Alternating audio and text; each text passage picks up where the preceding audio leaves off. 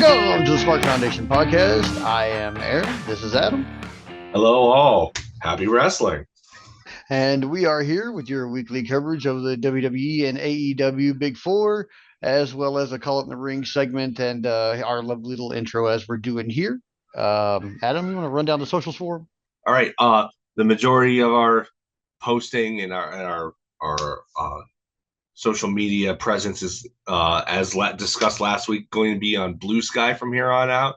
We'll still keep our handles on Twitter, that hellscape, but we won't. God knows we don't need us deactivating those accounts and have some troll taking over. But for the most part, if you want to find us, you can find us on Blue Sky. This podcast's official handle is at SMARKFNDN podcast.bsky.social. Aaron's is aaronsmark.bsky.social. Mine is Adam Smark FNDN pod.bsky.social. It's long and complicated. I'm sorry. You can slow down this feed if you want to get that again, but that is where you can find us. We are terminally online. If you have any questions or things that you'd like to suggest we talk about, or things that you just want us to discuss as they happen, even if we may not be live tweeting as we watch, we're usually watching the shows as they're happening, at least maybe offset by as much as an hour, but we're there. Get a hold of us. We would love to engage a little bit more with our followers. That would be a really nice goal that we could live up to, because honestly, it's not really been there as much as I would have hoped. That's not on you guys, for the record. I'm not blaming anybody. That's not what we do here. We don't blame our fans for anything. They've got families and they've got precious time. But we would admittedly like to interact a little bit more.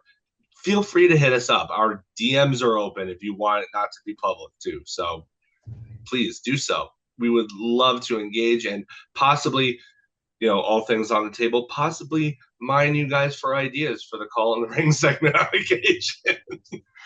For sure. But yeah, that's our social. Make sure you catch us at Linktree at Smark Foundation Podcast, and that will give you all of our links to our store and our other podcast platforms like Spotify and the RSS feed and everything like that. It'll also take you directly to any of our Blue Sky feeds if you want to access them there. And other than that, I think maybe a big shout out to our new Blue Sky followers. Anybody who's followed us in the last week or two and is joining us now, thanks for being here. We really appreciate having you. And to our regular followers week to week and the new ones we've added recently, thank you as well for being here. Yes, and for our continued Finnish fan, whoever you may be, Kiitos for following us. I learned a word for y'all. Tell your friends. So yeah, I mean, wrestling this week I thought was overall pretty good. I was very happy with most of the content that we got, at least on the AEW side. I know that we were talking before we started recording about how you really liked NXT this week, which you don't normally watch. Yeah, I really did enjoy NXT this week. A lot of representation from the women's division. They go really hard over there. The men were really impressive too. That's not to discount them at all. But I feel like as far as everything I watched this week, which was both companies and 5 different shows, that I think NXT That's a lot of time to give up, by the way. Oh yeah, it is. Yeah. But I mean, I pretty much enjoyed everything I watched this week, so I wasn't, I didn't feel like I was put out by any of it. So isn't it nice when the time you put in actually pays you back? Yeah, when you feel rewarded for giving it the time, yeah. Could you imagine if we were doing just a straight up WWE podcast in like 2018? Like how much of a drag that would be. Like it just, I can't even. I'm so glad that we're in a new wrestling boom period. Not just for the fact that you know, it's allowing us to do this podcast, but it's also because holy cow, wrestling on all sides is good. Like if you're a fan of professional wrestling, you are being fed well. Yeah, yeah, it's definitely a great time to be a fan. I mean, whether you're a fan of, Mexican wrestling or Japanese wrestling or American wrestling, Canada's really gaining a huge foothold. They've got a ton of their own promotions now, a ton of big ones. Where we're not before Stampede was kind of what people knew long and short on the American side of Canadian wrestling. Now, I mean, we're talking about WWID prospects from Canada and tons of indies there. You got the Brit Rest scene. I really think, regardless of what country you're in, if wrestling's hot, wrestling's hot. But also, if you're in this day and age, if you're a digital wrestling fan like us, like we Yeah. are, and most of the people that probably follow this podcast, and most of the people that are probably wrestling fans in general these days, because wrestling fans have a tendency to. I mean, I remember, you know, back in the days when you had, when you pirated DVDs and stuff like that, that Mhm. there was a whole scene of guys who were making DVDs. And I think there's still a couple of them around, like IVP or some of those guys Well, with where, the most hardcore fans, I mean, it goes way back further than that. I mean, the reason that the ECW audience was as knowledgeable as it were was because most of them were those hardcore tape traders. yeah, Like if but you, oof, VCR days, yeah, but wrestling talking about fans have a dating us history. here. I mean, I remember back in the tape trader days, like I could get like Noah or NJPW or like Mhm. War or something like that, or the deathmatch stuff. Yeah. But that was about it. Now they're, Well, that was now, what was very, very different to what you were finding here. You're always going to yeah. find what what has the most interest in an environment like that is what you cannot get at home. You Mm. couldn't get the stuff they were doing in Wrestle and Romance here. You couldn't get frontier martial arts wrestling deathmatch style here. Oh, Not no, even hell in no. ECW for the most part, Yeah. really. The stuff they did, even at the worst, the stuff they did was tame compared to FMW's. And even tamer. Like if you were really that hardcore in the late 80s and early 90s, where else were you going to get a hold of Joshi?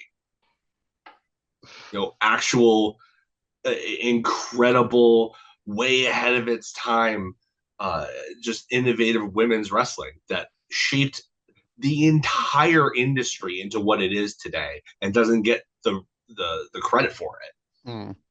it. Yeah, I mean, wrestling fans have always had a way of sniffing out everything out there for us, and so now in the digital age, it's just so much easier. But there's so much more. Like it's provided, places with an audience that it may not have had before. There are companies that subside off of their pay-per-view sales because they have an audience that cannot be in their building, every couple of months or so for a pay-per-view. So they're watching, they're paying $5 on YouTube or IPPV or whatever it is that they're watching it on. Yeah. And these companies are thriving because of that. They're able to book much bigger talent than they would if, just off of their local crowds. So, I mean, yeah, wrestling's a hot thing right now. I still don't think we're at like 99, 2000 level yet. I mean, But that's the difference of popularity versus profitability. In yeah. profitability terms, it is no contest. It Oh is no, no far more contest. profitable now. But that's because they're But in able to terms, command things. They know yeah, like, hey, this is the kind of crowd we can bring into a place. And so this is the kind this of is the money Saudi we can blood money we can command. bring in. Yeah, well, I mean, on one side, yeah.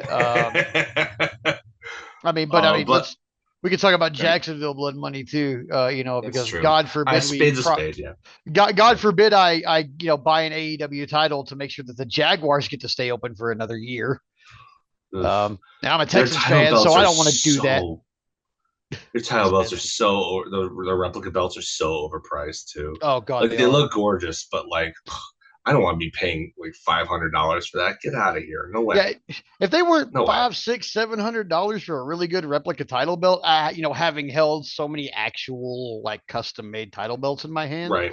um, if they weren't five, six, $700, I'd probably have a shelf right behind me, with a bunch of them Yeah. on it. But they're $700. It's like I could buy a title belt that I will literally never do anything with, but put on, like I'll put it on You can have once. it custom made to your own specifications and designs for less than Yeah, some of yeah, these AEW yeah. replica belts. I'm doing a custom belt for my fantasy football league for next year. Yeah. Because my brother was in the league and he passed away.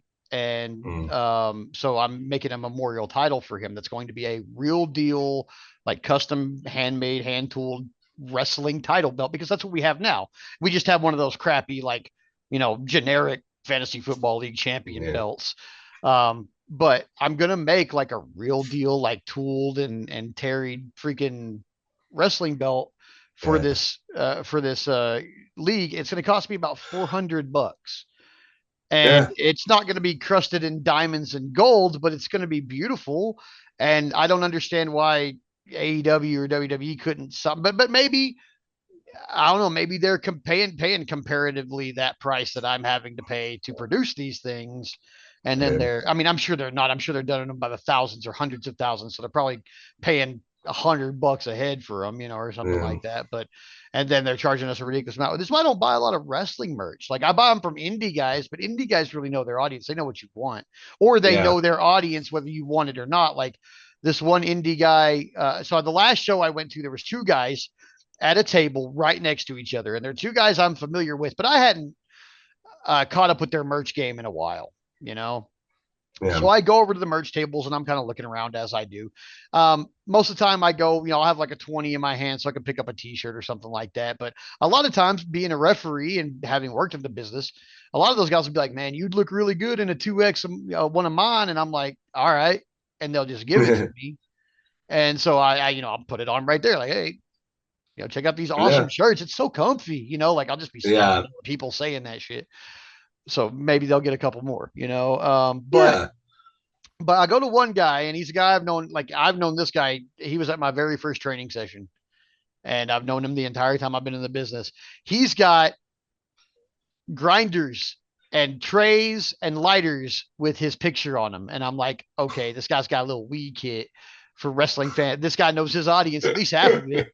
At least half of it. But then I go to the next guy who's right next to him on the other half of the table. And he's got soap and deodorant with his logo on it. And I'm like, know your fucking audience. Yeah. That's kind of a backhanded way of He's a doing it. heel, to be fair. But He's a heel. I mean, So it makes sense. I've been to plenty of indie shows, which we'll talk about later. Actually, there's a preview for Call in the Ring. See me But doing that thing that comedians do where yeah, they loop yeah, shit around. yeah, that's what we're doing. Uh, but yeah, it's that is something that is true, and because it is true, it's become kind of a running joke online. Like, guys, let me make a personal plea to everybody. Oh man. Even if you don't think that your hygiene standards are poor, even if they're not actually poor, before you go to a wrestling event, please take a shower, put on deodorant. If you brush your teeth, um, even if you plan to drink beer, I know beer and minty toothpaste doesn't exactly go well together, but please do it. Um, wear clean clothes. Uh, everybody's gonna sweat. Usually these venues are little sweat boxes. It's gonna happen. There is a point to which we will forgive you, but good heavens, come in there as fresh and clean as you can, please. Like, if you need any more, if you need any more inspiration, you never know. Trust me when I say you never know when you're gonna meet your future partner. Like, you never know that. Come summertime fresh, please, please. Yes. Not just for everybody else's sake, although yes, for everyone else's sake, but for your sake, because you only stand to benefit. and everybody else will like you so much more if you do. So for your friend, Aaron, your heel friend with the bars of soap, that's not a heel. That's a friend giving you tough love. Dude, his merch game is always on point, but this is the first time I've ever seen anybody selling deodorant and soap. Dude, that's an absolute killer idea that every freaking independent wrestler should steal from him Oh, they shamelessly. should say. And guys, AK47.clothing.co for all your merch needs. Just shameless plug on my own business there. Mm. So But yeah, I mean, his merch game's on point, but you know what? I agree with Adam 100%, and I'm not going to elaborate any further because I will actually elaborate on that very point during our Call It in the Ring segment because we were going to be talking about some indie wrestling stuff, and there is a very specific show I'm going to talk about in my list that will touch on this very subject for a very terrible reason. So, um, but trust me, it's entertaining. I'm not going to be knocking anybody. I'm just going to let y'all yeah. know that I was also one of those people because we all in this venue were one of those people. So yeah, Fair we'll enough. get there. Fair So enough. yeah. Anyway, yeah, that. Oh God, man, yeah. The merge game with this guy was on point, but I think we've gone through our little, Yep. Ring hits for the introductions week. are over. The ring Ring introductions are over. introductions are over. So And let's it's time time to lock to it up. lock up. Yes. All right. So lock it up with Raw this week. Um, man. Okay. So I'm gonna say and preface all of this right now with I thought Raw was really good this week. Um, I guess what I could say is that maybe it wasn't as good as last week was such a banger, man. It's Yeah. gonna be hard to live up to that standard week by week. I understand that as a wrestling Yeah. fan, and I've seen it firsthand. It's really hard to get hot and stay as hot as you are at the hottest point. It's almost impossible to stay That there goes for static. literally anything in life Literally that you every are doing company. over a long period of time. Yeah. It's to be So expected. we start off with a Gunther promo, and he comes out and he's talking, and then he gets interrupted by Damian Priest. This is going to be a big like. Okay, first of all, Damian Priest and Gunther have a killer dynamic between one another. I think it might be because when you stand them face to face, Damian They're Priest so is different. he is either about the same height as Gunther or just a little bit shorter, and actually bigger than Gunther is. He's just built bigger than Gunther. He's got those He, wide yeah, shoulders. Yeah. Gunther does not tower over him or look intimidating in his presence in any way. So Yeah. that makes it a very good equal standpoint that we come from to begin with. But now Gunther's taken, he is the world champion, but we just come off Crown Jewel. He's taken that L to Cody clean. Mm-hmm. And now Damian Priest has something to work with. And my God, I know we don't talk about it very often with people in the main event scene maximizing their minutes, Yeah. but my boy Damian Priest maximized his fucking minutes, man. Yeah. This promo where he did about Gunther losing his aura because Gunther took that clean L to Cody, and Damian was not shy about bringing it up and saying you've lost your aura, you're not that guy you used to be. And he's like, you conquered it and now you're coasting and you've kind of lost some of your confidence because you took that L to Cody and we, I can see you struggling with yourself inside and I'm gonna beat you for that title. Basically at Yeah. Survivor Series because I that's what's happening. It's gonna be him and Damien at Survivor Series. I'm 100% behind it. I'm not upset about it at all. There are other people I would like to see fight for the world heavyweight title. I was really expecting a CM Punk appearance tonight. Spoiler for the rest of my review: he does not. He does not show up. CM Punk did not show up. I was. I am not the only person. I know a lot of other people, especially in my social media circles, were expecting CM Punk shows up tonight post Saudi shows, Yeah. and he calls out Gunther, and that's our next. That's our Survivor Series um, program. And we thought that mostly because before Punk went away, from because he tried to cut off Drew McIntyre at match 2, and he called out Gunther, and Drew came Mm-hmm. back and was like, no, no, no, we're doing 3, and here's Hell in a Cell.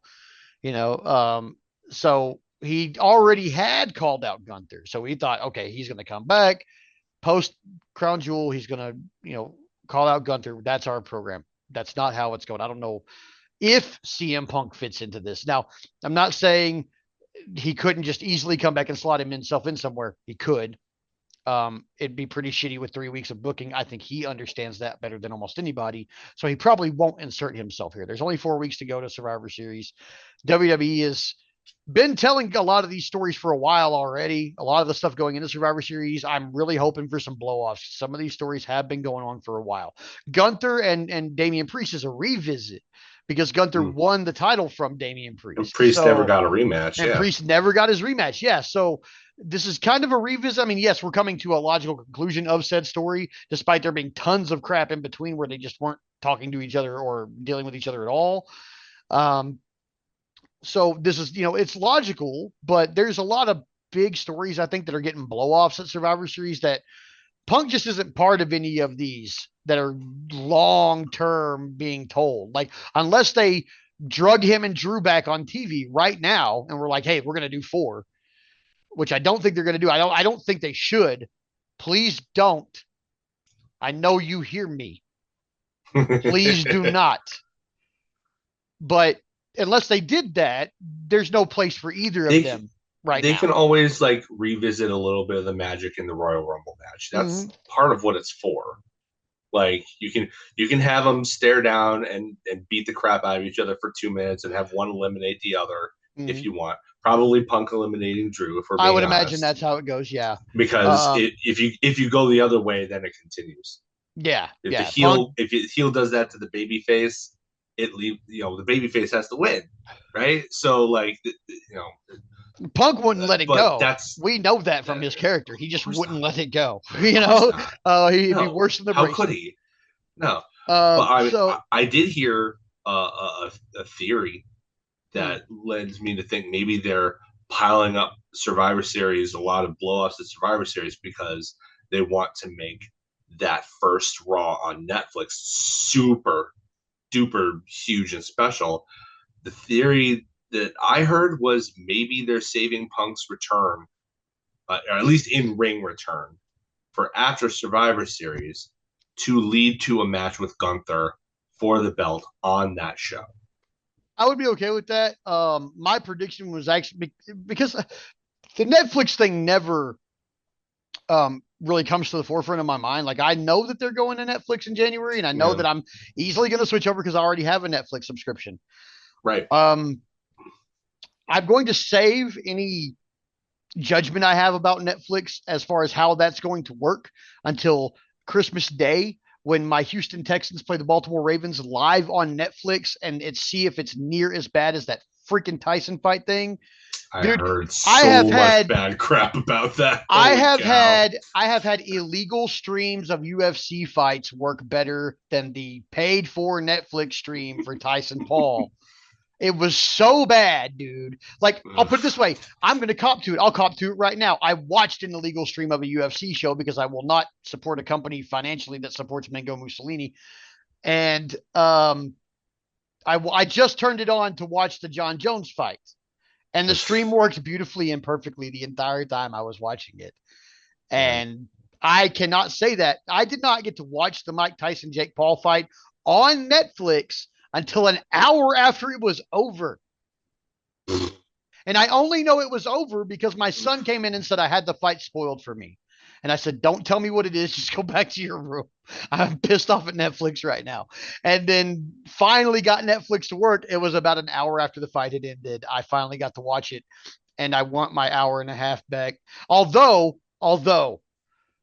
the women's fight for the title and the men's fight for the title before Paul and Tyson were bangers. They were bangers. I know we don't do boxing here, but holy crap, they were awesome, man. Like, I generally don't really give a crap about boxing, but anybody can appreciate a good fight, even if they don't know the nuances or whatever.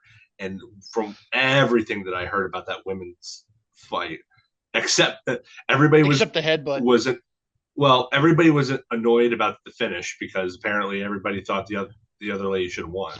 Yeah, yeah, the But other lady should have won because the lady who won was headbutting the shit out of her the entire time, and she yeah, busted her open with her head. She didn't even punch her open, so and that, that's like I saw the eyebrow, the yeah, gash over her the eyebrow lady who lost online. was was a predator, dude. She basically followed this lady around the ring and dealt her punishment at every turn to the point where this lady decided, okay, now we're gonna fight up close. And every time they Yeah, got close enough, she headbutted her. And I mean, a couple of times it wasn't intentional, but that last one that busted her open was definitely intentional. you don't get an accidental 4-inch gash. Like you just Yeah, don't. they were also fighting orthodox versus southpaw, so they're shoulder to Okay, shoulder this way. right. Man, it was they were head to head close anyway. But yeah, Yeah, I heard they got nothing but down. great things about the quality of that fight, But though. anyway, yeah. Like, So I'm waiting to see like if I'm gonna be excited about Raw being on Netflix to see if they fix things for the football games that are coming up, yeah, because those will be kind of a middle ground. The football games will probably get about as many viewers on Netflix as Raw will, so that'll be a good comparison. That fight they is would probably get got way more, I more. would think.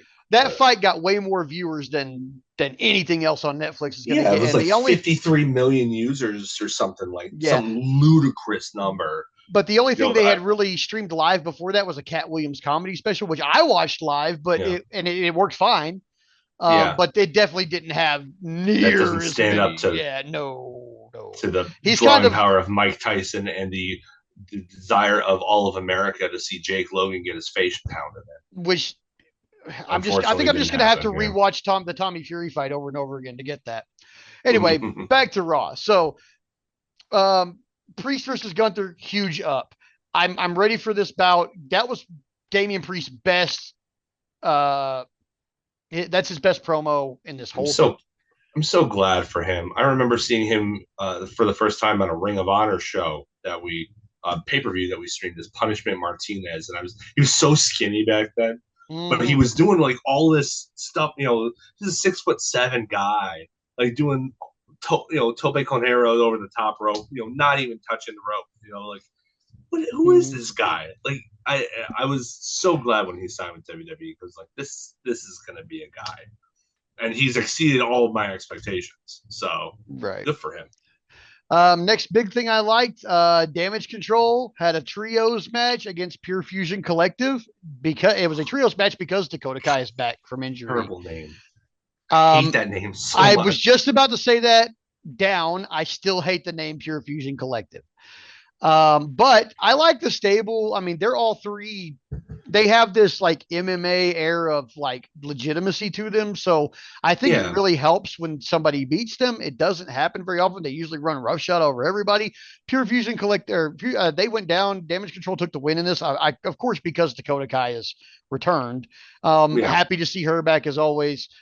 She yeah. I is like one of the Dakota. few people that like from before I started watching for the podcast that I am familiar with because I was kind of watching when Damage Control was a thing. So always good to see Dakota Kai back. Um, let's see what else here. I'm just kind of going through my notes. Kofi Kingston versus Pete Dunne up as a match, but mostly just a vehicle to kind of further the tension between the New Day. They're getting to the point now where it is obvious that this is going to happen at the 10th anniversary thing. They're Yeah, telegraphing it so hard. I yeah, don't know if I kind of hope they swerve me somehow still, but I mean, it's getting to the point where like Xavier's being such a dick on TV that I'm like, quit being a dick, dude. Like, yeah, stop. Like, even I know he's just playing a character because he's a super nice dude. I interact with him all the yeah. time on like Twitter and Blue Sky and stuff like that. And he's like so nice and Yeah, so he's a interactive and great like guy. cool dude. But on TV, he is being such a dick that I'm just like, God, stop being a dick. So we're getting to that point where like I was already kind of like, can y'all pull the trigger on this? I'm giving them the over until the 10th anniversary show, but I'm pretty sure that's gonna be it, man. Like, I so really, I hope they swerve us um, by having secretly cleared Big E to return. That's what I'm hoping for. I'm. It may be hope against hope, but man, like, what a raw deal Big E got. Like, I mm-hmm. really hope that it's on their 10th anniversary that they. I hope it's a happy ending and not like, you know, let, let, Yeah. let me put it this way. I hope it's like Seth Rollins and Dean Ambrose winning the tag belts right after Roman Reigns tells everybody he has to vacate the Universal title because his leukemia came back. Right after the belt, not 5 minutes later, right after the belt. I hope it stays in that moment. I Right. hope it stays in that moment and doesn't we don't swerve further down the line there. I would very much like that feel good moment for Big E, who has had a very, very rough couple of years between the injury, between losing Brody Lee. Like I feel like he deserves a win in life. And I Mhm. really, really hope that this is an opportunity to give him that win. Like, I mean, obviously, if he's been cleared, he knows already. But like, Yeah. to say that and let people know in that public way is so important in this business. Yeah. For not just for the business, but for the people in it.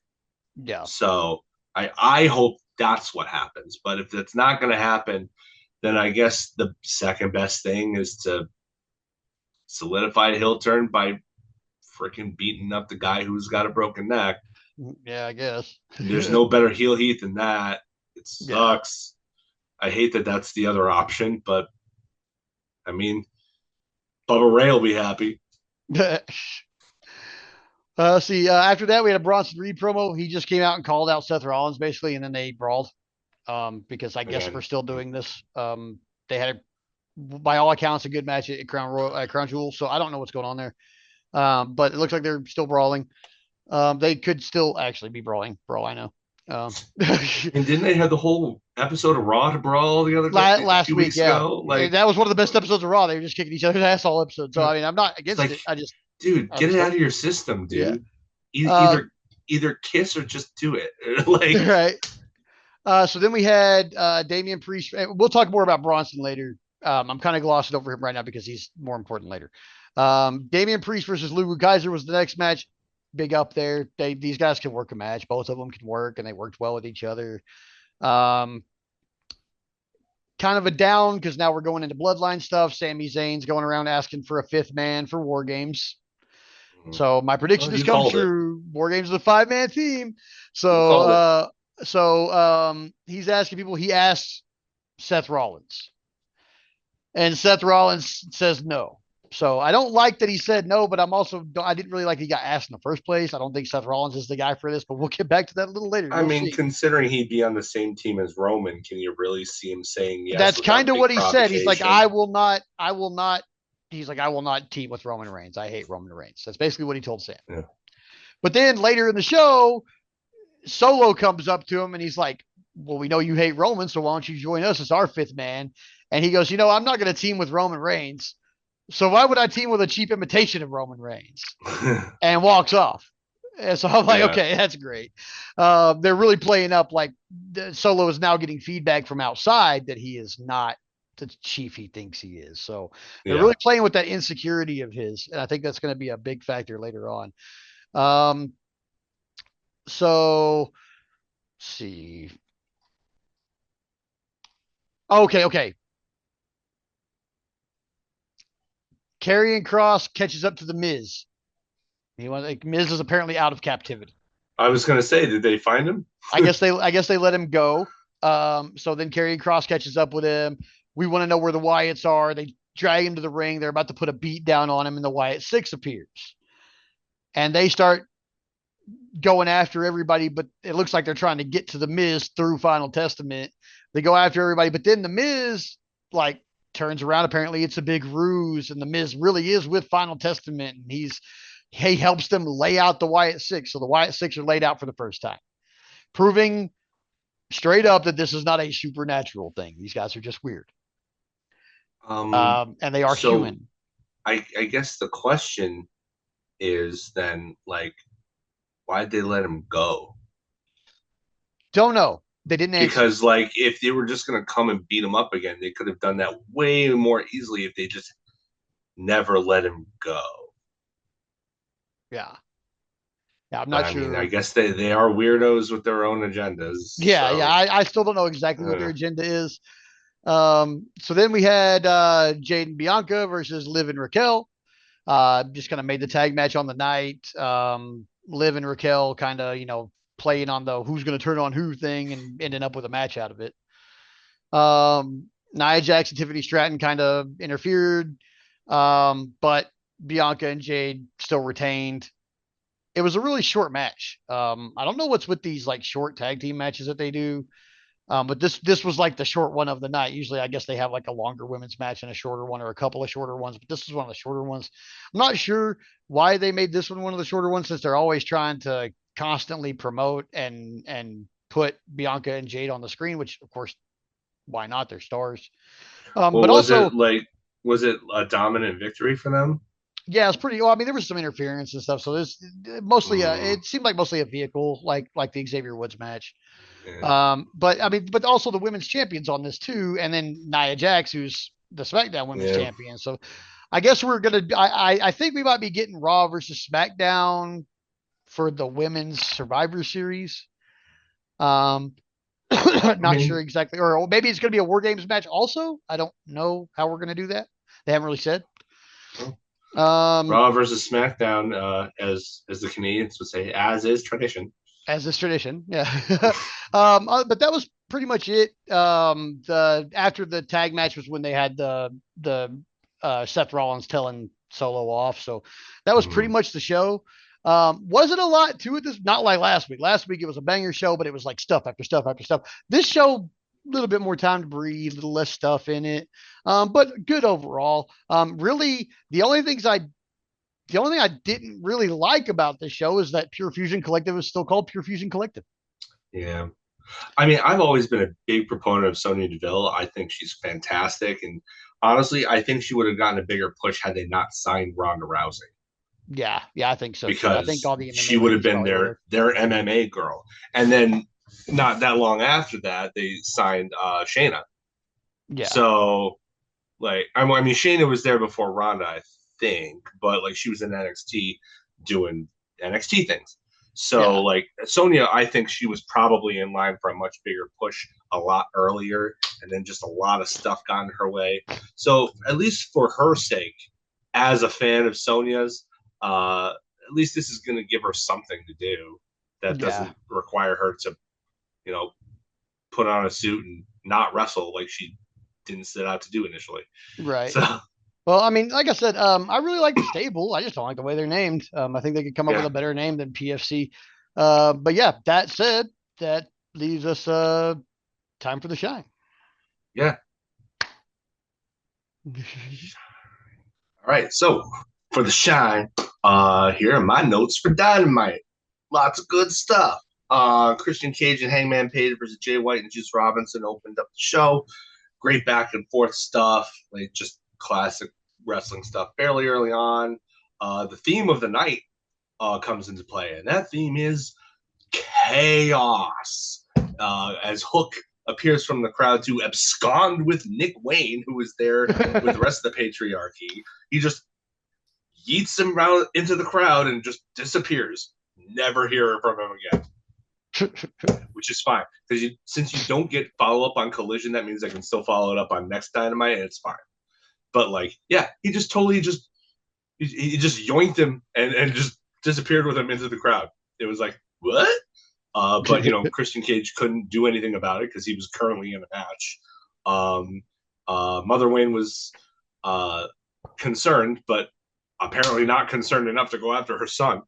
And Kip Sabian is as the new favorite. Why would he even go after him? So it makes sense that he didn't. Um, but yeah, good stuff here. There was still tension between the two heels because they're really only helping each other out of a sense of convenience rather than camaraderie. So, that it still made sense. Like there was tension, but it never really boiled over. And of course, the Bang Bang Gang's going to be on the same page. Juice was way over with the crowd because he's, a chaos gremlin, and people like Hmm. crazy haired, wide eyed chaos gremlins in most of their wrestling contexts. Uh, the end, though, comes when Mother Wayne distracts the ref and Kip Sabian just levels Juice with the clipboard. Oh, that Just shot. absolutely just like the noise on this it almost rivaled the bedpan noise. And if you've been a wrestling fan long enough, you know exactly which bedpan I'm referring to. We'll leave it at that. But yeah, it's just that thing was already dented. I can't imagine what it looks like now. But yeah, Cage picks up the win after that. He hits the kill switch and it's over. Just good, solid tag team wrestling that furthered a couple of different storylines at once, which was kind of nice because these guys have kind of intertwining feuds. Like Christian is feuding with both Jay White, kind of, and Hook, kind of, and Hmm. then Hangman Page is, I mean, he's mostly feuding with uh just Jay White, but that means that you get the rest of the Bang Bang gang in tow with that, and you also get the weirdness with Christian because of how Christian had initially helped him in that Owen Cup tournament match against Jay White to give Hangman his only ever win against Jay White. So, that you know furthered those two stories. Hmm. Um, Another good thing, I thought that the Callis family madness that happened afterwards, I thought all of that was really well done. The promo battle between Will Ospreay and Kyle Fletcher was great. Even the screwdriver will sell for Ospreay. Is there anything Hmm. that Will Ospreay can do that doesn't look like he took he calls Fletcher to the ring and he's like, dude, I've been in the family. I know what's up. Empty your pockets. So he gives him. So Fletcher had the screwdriver in his pocket. He gives it to him, and then Ospreay just flings it out of the ring, and it just stabs right into the mat on the outside, just Hmm. straight as you please. Like, is there anything that dude does that doesn't look amazing? Even Not so throwing the far. screwdriver. Um, Fletcher says he's tired of being seen as an Ospreay clone, but then Ospreay comes back in him. Well, I mean, you call me out for doing exact, for stabbing Kenny Omega and Kazuchika Okada in the back, but you did the exact same thing. So either you're a Will Ospreay clone or you want to do your own thing. Pick a lane, bruv, is what he said. Ospreay says also that the key difference is that by the time he did what he'd done to Okada and Omega, he'd already had a long string of accomplishments as a single wrestler compared to Fletcher's not nothing. It's not nothing. He had a very brief, uneventful reign as Ring of Honor World Television Championship, but they're treating it like it's nothing because really, it's nothing. So, For translation, get your accolades up, bro. yeah, get your accolades up, bruv. Straight Also, up. but I mean that's also a self burn though. Like it's like we don't even care about Ring of Honor. Oh, Like, I mean, I don't know if that was a good look. I don't know if Tony maybe had a little conversation with Osprey, be like, hey, I mean, I know what you were doing there, but like, but you can't we're running both burn. brands here. You can't Yeah, burn them both. yeah, Like, you can't burn our please, developmental. You're like, right? Um, but Fletcher answers with, "It's not what I've done; it's what I'm going to do." And he officially challenges Osprey to a match of Full Gear, which of course is accepted. Then Brian Cage and Lance Archer show up, which is fine by Will Osprey because he brought friends too, which segues nicely into more chaos. gosh. Uh, Lance Archer versus Roderick Strong was already in the book on the books.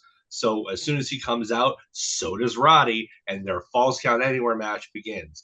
And I gotta say, the best thing about this was the fact that the fall actually took place outside the ring.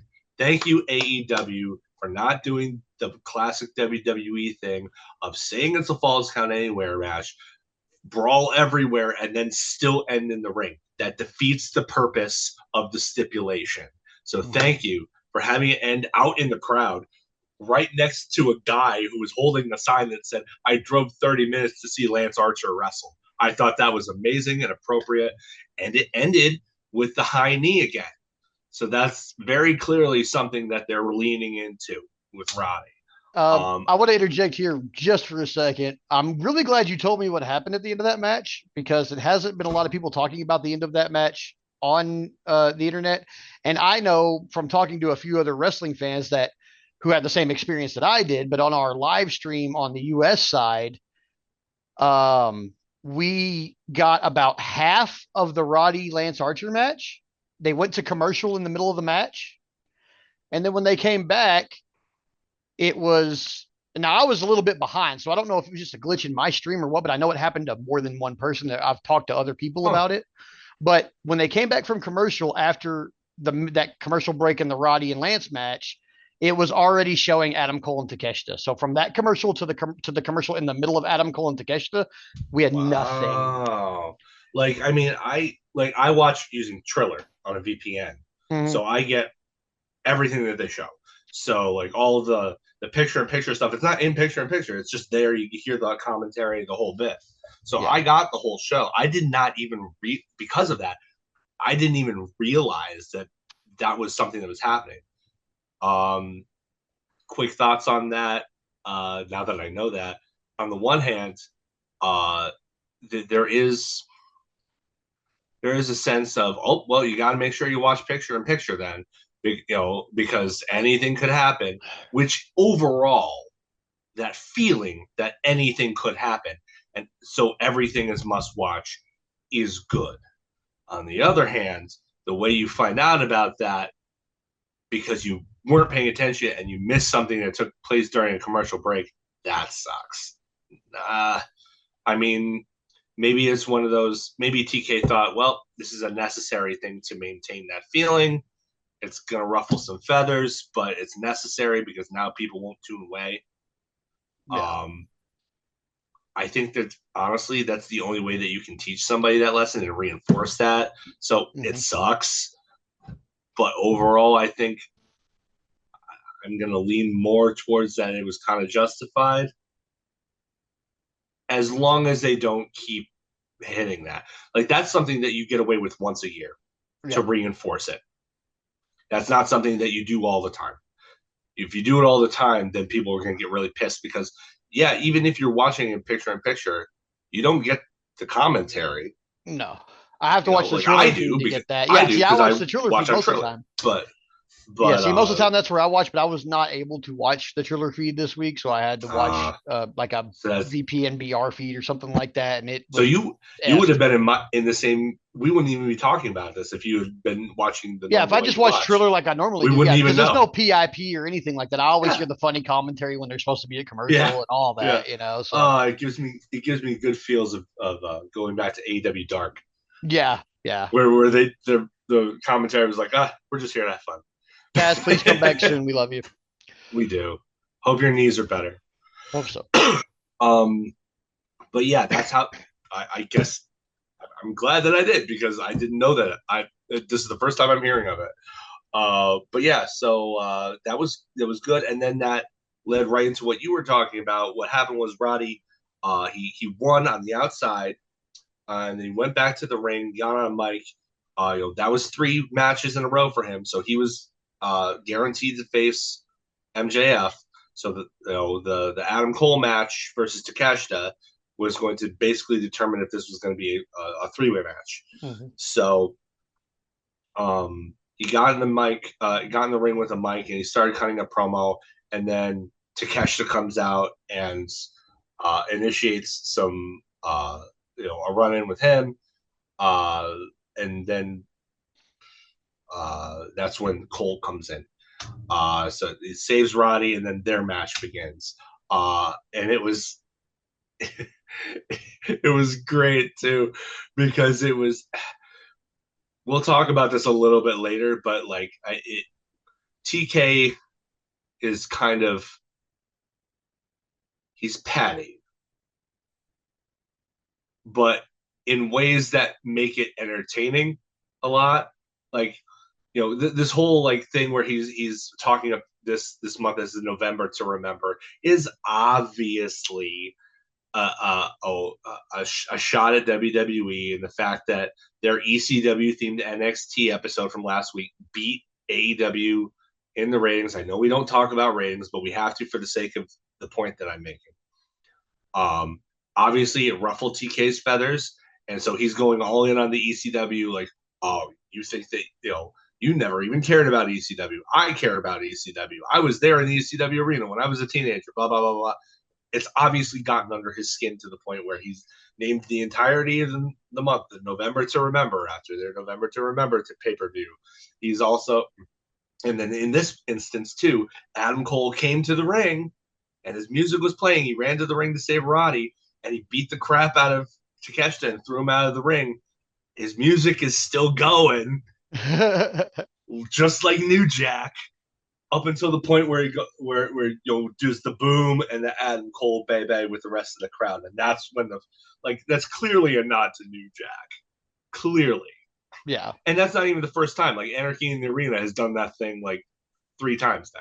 Yeah. And I love it every time. I pop for it every time. So that's not a complaint for the record. But like between this and then this and the thing I'm going to talk about in Collision a little bit, like it's very clear that TK basically I think he wants to reclaim like some sense of, we're more of a spiritual successor to ECW, despite the fact that you own the brand in the library. I think that's what he's going for. Yeah. It's like you beat us using stuff that you don't even care about, and that pisses me off. So that's why he's done this whole thing. I think, in my opinion, from what I've observed. That being said, match between Takeshita and Adam Cole was probably Cole's best match since returning. I think it's taken him a little while to get the wheels going a little bit. Like he's not quite the Adam Cole of 2 years ago. But I think Takeshita brings out the best in everybody. Generally, that dude is an excellent professional wrestler. But yeah, I love the flow of all this. This went from in-ring promo to match as like one big entity, and that really helps. I know now that it was interrupted by commercial shenanigans and that interrupted the flow. But if you were watching on Triller like I was, to me it felt very immersive because everything flowed into each other. There weren't any breaks really, so it was like, oh, these things were naturally consequences of what came before it. They're not segments in and of themselves that are isolated. It was just all big one thing, which makes the universe that they build feel more immersive, and it draws you in. At least for me, that's what it did for me. The match actually, I was going into this match, I was very concerned how it was going to end because on the one hand you have Adam Cole who needs to face MJF, and on the other hand you have the international champion who already took a pin in a prior tag team match. Really can't really afford to be losing non-title matches. So they leaned into the Dynamite Diamond ring. They had Takeshita roll out to the ring, outside the ring, finds the other kind of ring, puts it on his pinky, smashes Cole with it. 1, 2, 3. And to prolong this thing, I guess, it's just going to be Roddy and MJF at Full Gear. Cole loses. So I imagine Cole will probably be in Roddy's corner at the pay-per-view. I can't imagine him just sitting out the show. I imagine he'll probably play into the finish and probably cost Roddy the match accidentally. But if it's just MJF and Roddy, there's no reason Roddy should win. The money where they're going with this is MJF and Cole. With Cole, if being victorious as the baby face. If they stick with the rules that they're given and they eventually win the fans over a little bit more than they have to this point, there's no reason that MJF should go over Cole, but he has every reason to go over Roddy in order to build to get to Cole. So, I think that was probably the best way that they could have handled that, honestly. Something I didn't really care for, Britt Baker versus Penelope Ford. Penelope in the ring hasn't really looked like she's lost much of a step, even despite being out of the ring for two years. I think she still needs to work on some intangibles.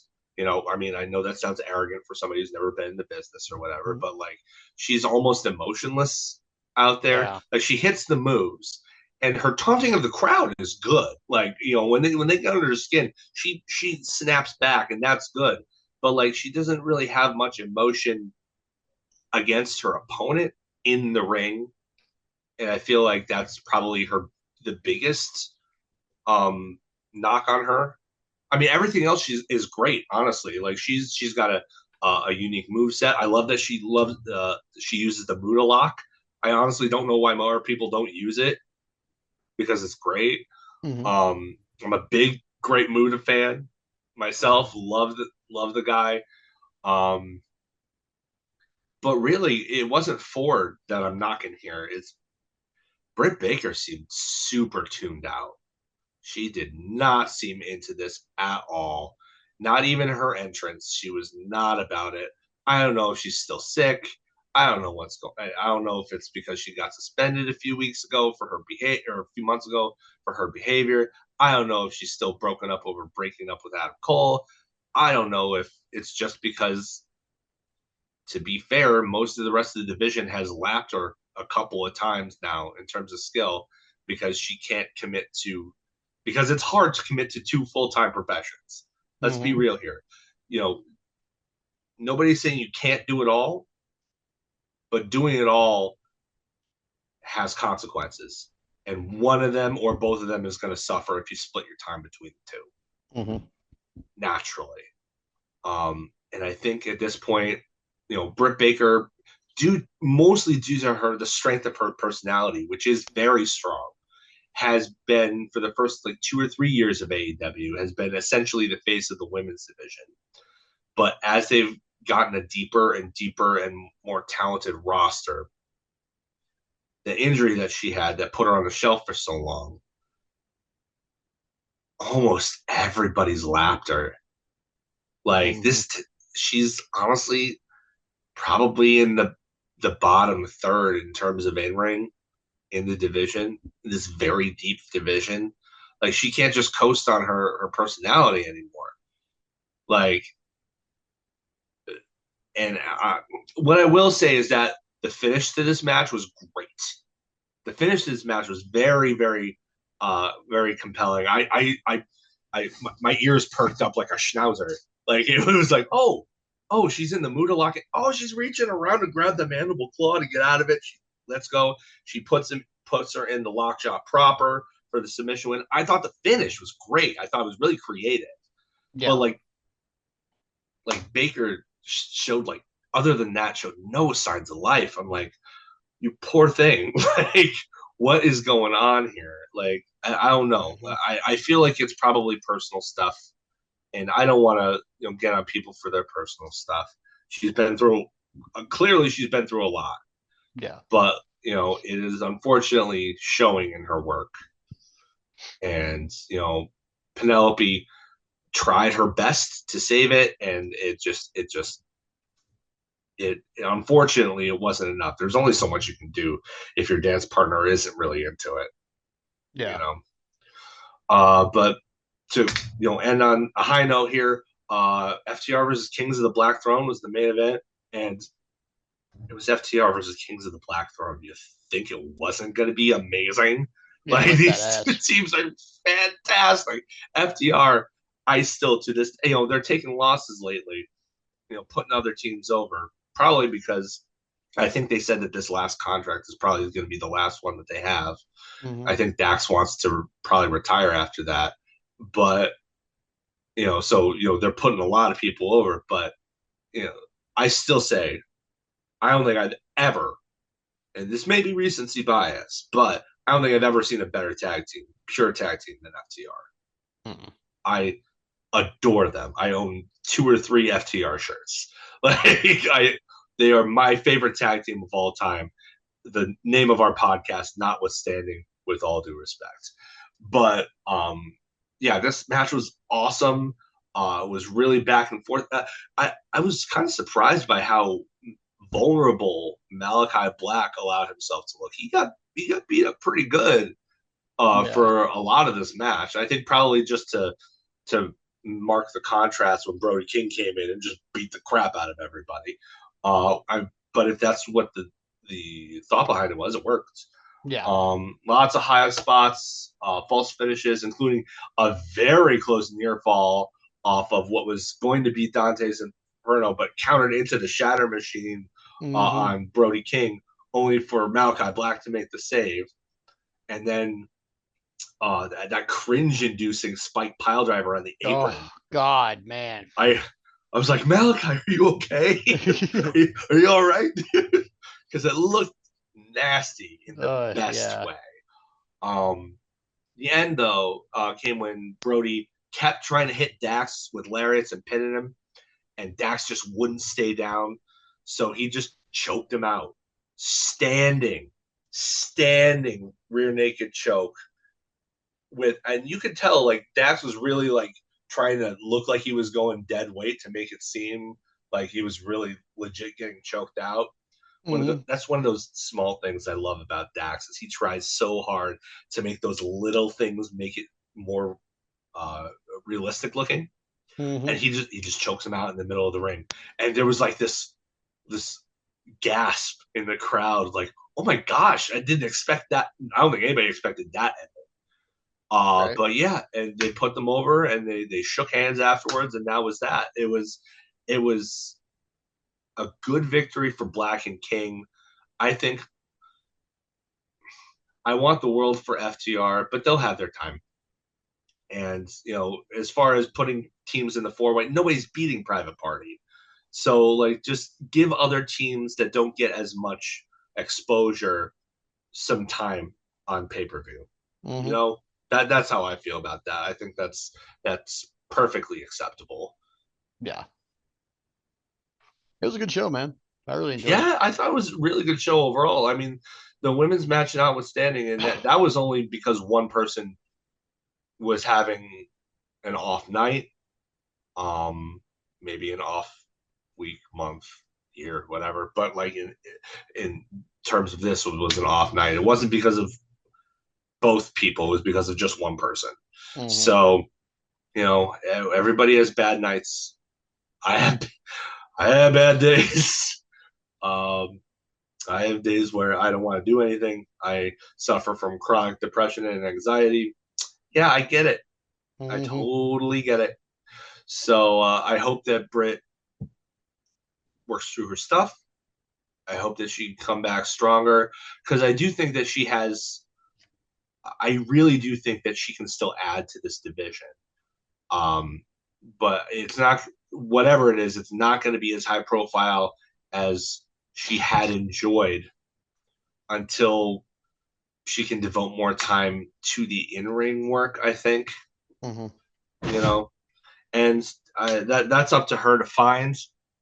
But you know, hopefully she can work through it because I really do think that she's a net positive for the division, even if her heyday is probably in the rear view. Yeah, All I hope right, she comes back to form. I mean, I dude. like Britt Baker, so I mean, oh my gosh. I mean, she was like the shining beacon during the pandemic era, where there were no crowds. Like she completely reformed, the role model, the whole thing. It was like Sheeta was the wrestling backbone, and uh, Baker was the backbone in terms of character. yeah. So like it was as she's earned her spot on the roster.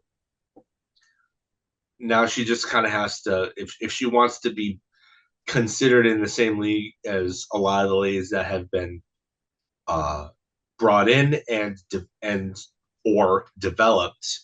I mean, Jamie Hayter's essentially an AEW original. She wasn't like brought in from somewhere else. Her coming in and Mercedes Monet coming in are two completely different scenarios. Same with Tony Storm and Soraya. Like they were known elsewhere. Jamie Hayter was known on the Brit Rest scene, but other than that, like she wasn't known to an audience. So she's essentially an AEW original, even if she Yeah. wasn't there from literal day one. Um, but yeah, like uh, but even the originals who come here, like honestly, even even the Renegade Twins are probably better in the ring by now than Britt Baker currently is showing. Mm-hmm. I mean, when the guys when the guys and girls whose entire job it is to put you over are actually more worthy of the spot of being put over than you are, it's time to re-examine things. Mm-hmm. For sure. And she can do it. She can. It's just a matter of if she'll accept that she has to, Yeah. or if she has the ability and time to. Like, I mean, she's a dentist. She still has a practice. Who knows how Yeah. much time that takes? I don't know. I ain't a dentist. Probably a lot. Probably. She's a doctor, for goodness sake. Yeah. So anyway, that's enough about that.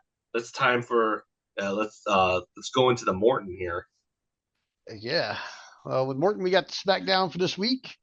It's opened up with Cody Rhodes calling out Kevin Owens, but Kevin Owens wasn't there. Nick Aldis came out instead, got a real lot of chorus of boos, and said that Kevin Owens wasn't there. I told him not to be here because of what he did to Randy last week with the pile driver. Cody said he's not going to wait very long. It came out later that Nick Aldis had ordered Kevin Owens to come in. When they did the Kevin Owens promo, he said that he was like, "Oh, he just ordered me to come to SmackDown next week." And so we'll see what happens then. Didn't really go much farther than that. But then they had the first of their trios matches to determine who will be in the match for the women's U.S. title. It was Bayley, Candice LeRae, and BFAB. Now, I kind of knew BFAB wasn't going to win this. Something I don't like is when they put in somebody on something like this that you're just like, I know this person just is This probably going to person take is the here pin. specifically to take the pin Yeah, to yeah. protect the other person who isn't winning. Yeah. Now with as many wins as they've been giving Candice lately and being the speed champion and everything, I figured, okay, there's a steady shot of her to win this. But of course, Bayley rules all, so Bayley wins. I'm not mad at it. Bayley being the first women's U.S. champion wouldn't be, I wouldn't be against that. It wouldn't It hurt would my feelings. ensure that she would still be a Grand Slam champion, however they wanted to determine that. Yeah, that's true. Um, it was a pretty good match, but yeah, I mean, like I said, Bayley wins. It was a good match though. They gave it plenty of time. It got allowed to breathe. They really put forth a really good effort in this one. I appreciated it a lot. Um, then we had LA Knight and Umberto having a match. Now they basically he had another promo off against Santos Escobar, and I just don't know, man. I don't know what they're like. He has literally had Santos Escobar come after this U.S. championship like 7 times now and get beaten handily every time. Like, I don't know how in the world they're supposed to make us believe that he is a legitimate contender for this title because he keeps getting thrashed every time he comes after it. That's some Eh, old school WWF right yeah, there. like LA Knight says, I'm going to whoop your ass and hit your factory reset button pretty much every time he comes after him. And he does that exact thing pretty much every time. It's like the guy is forgetting that he just got his ass whooped trying to come after this title. So, I mean, I don't like this part. I did like the match between Umberto and LA Knight. It was pretty good. Sir, I mean, not a lot of like spites to write home mommy about, but it was a good wrestling match, Yeah, but I don't have a problem watching LA Knight. I think the guy really can work. I don't think his like a lot of people be like, oh, he's not a new wrestler. He is a new wrestler to me. He hasn't been around that long to me. yeah, At least not in this iteration of him. And even if he is in his 40s, he's yeah. He got the looks work. great for He 40. looks great, and he's got the work rate of a He 20 looks year old. fantastic, and I don't think he's So, ever really been injured like in a big way. I think I saw some interview that he says like, yeah, I've never really had a serious injury in my entire career, which is like insane. right. But you know what that means is that he's safe. Mm-hmm. Now, LA Knight was also, he got approached by Sami Zayn before the match and told him no. So he's not going to Yeah. be the fifth guy on War Games. Oh, he didn't say yeah. No, he didn't say yeah. So then after that, we had Motor City Machine Guns versus Street Profits, which was a hell of a match. Ooh, that Um, sounds like a hell of a it match. was a really great match until Tommaso Ciampa interfered and started beating everybody up. And then Johnny Gargano like got in between everybody and like got Ciampa to leave, and Ciampa left, but then he was trying to tell the Street Profits like, "Hey, I didn't have anything to do with that. Like, we're really sorry." Blah blah. And Angelo Dawkins just knocked him on his ass. And so like, and they were looking like the Street Profits are looking pissed that this was ruined by Ciampa and all that. So I think we're probably leading to a 3-way between the Machine Guns and Street Profits and DIY. If That'll we're be not good. leading directly to a DIY breakup, which if they lose that 3-way match, I think that will probably happen. Okay. At this point, they go back to the bloodline. Jay tells Roman he needs to make a call, but they don't really elaborate on that. That's for later. Nia Jax defended her title against Naomi. Of course, she retained, but she retained after Candice LeRae interfered on Nia Jax's behalf. Candice LeRae is trying to supplant Tiffany. I think that's the storyline right now. Hmm. So, but yeah, I mean, sometimes I think Nia Jax is entertaining, and sometimes I'm like, all right, stop it.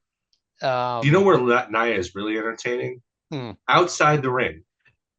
I Like agree. she has a big personality that's actually kind of charming. Mm-hmm. Like If she would her be her that person, I think it'd probably work out you better. put her together with Alexa Bliss in a non-character situation, and they are incredibly funny together. Those two are like besties, and it's really cute actually. Mm-hmm. It's really cute. So then we got then we have the bloodline. They come out, the new bloodline comes out, and then Roman comes out, and the bloodlines are both facing each other 4-on-4, and they go into a brawl.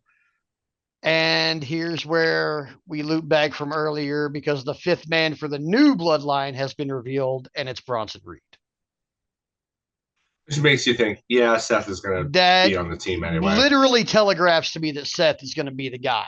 However, Yeah. after they got beat up in the ring, Jay's, laying there next to Roman. He's telling him, you got to make this call. You got to make the call. And so then to close out SmackDown, they go back to the dressing room. Roman's in there by himself. He uh, pulls his phone out and he like opens up, I guess, Siri or whatever it is he has on his phone. He's like, call Wise Man. That got a huge pop. Just saying his Yeah. name got a huge pop. But he said, call Wise Not even Man. his name. Yeah, not even his name. He said, call Wise Man. That got a huge pop. But then the phone like does the ring thing, and then it goes to a message saying that the number had been disconnected. So I don't know where Paul Heyman is in the story. I know he's at home just chilling. Yeah. But I don't know where he is in the story, but his number's been disconnected. And so now Roman can't call him. Now, I had assumed that they were probably saying make the call, and they were talking about like maybe Hikuleo or somebody like that. But apparently it's Paul Heyman. But with Bronson Reed being the fifth guy, that kind of just telegraphs that Seth Rollins Yeah. is going to be the fifth guy for the OG bloodline, even though despite their history with the Shield, it does not currently make sense for that to happen, especially with Seth on Raw going, I ain't joining that team. And why would I join the team of the guy who's just a cheaper version of him? Like Especially since you know, he doesn't need to join Roman's team to get in a fight with Bronson Reed. They're on the same brand. They can do no, that they've been, anytime. yeah, and they do. They And they literally do for the last like three all weeks the they have time. been fighting all the Like time. they can, in my eyes, like at this point, they would have to really, really sweeten the pot, sweeten the deal in order to get him to do it. And if they do that, fine, fine. But you're going to need a really good storyline reason other than just, oh, well, Bronson Reed's on that team and I want to fight. Look, fight him now. Yeah, Go. Get yeah. out of Take him out of from the behind this equation and make microphone. it 4-on-4 again. Yeah, I mean, whatever. you don't need a pay-per-view to fight. You just fight him. Yeah, Like so I don't like that. I don't like that they're telegraphing that Rollins is going to be the fifth guy so hard. I don't like it. And if they don't go ahead and book Rollins in a match for the pay per view, that's what I'm going to assume he's doing all the way up until the pay yeah. per view, until they tell us at least. That's really the only thing I don't really care for from this week, though. All the matches were real. I mean, I'm not a huge fan of Nia Jax in the ring, but her match with Naomi was good. Her headbutt, like she headbutted Naomi, looked gnarly. She swung her around like she was nothing. It was Yeah. cool, but I'm just not the biggest fan of her It's in the when ring. But yeah, and I when didn't she dislike it. leans into the big wrestler stuff, Hmm. she's fine. It's Yeah, when she tries to do Hurricane Ranas and stuff that's like, no, yeah, please no. yeah. So Don't do this to so us yeah, or overall, yourself. I really like SmackDown overall. I thought it was a good show. I think WWE did pretty good overall all week long. I only have a couple of complaints, and really they're kind of superficial. Like I don't really know if I mean, Seth Rollins being a fifth member isn't really superficial, but I don't care for that, even though they haven't officially announced that. So I'm not absolutely sure that's what's happening, but yeah, kind of foreshadowing it a little bit. Yeah, I don't like Pure Fusion Collective as a name. It's not a stable. It's a name that I don't like, and yeah.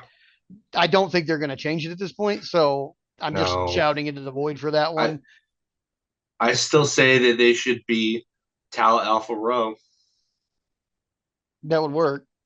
I mean, that was my original pitch for the pivot from the submission sorority when they originally brought those girls in, and then they realized that that was the name of an adult website. So it was just, oh, Team PCB, which is just the stupidest thing ever. It's like you can still go with the sorority thing, just make it like a sorority and have Yeah, it spell out tap for the submission. yeah. Like it's perfect. And of course, they're idiots and they didn't think No, any further than Team PCB.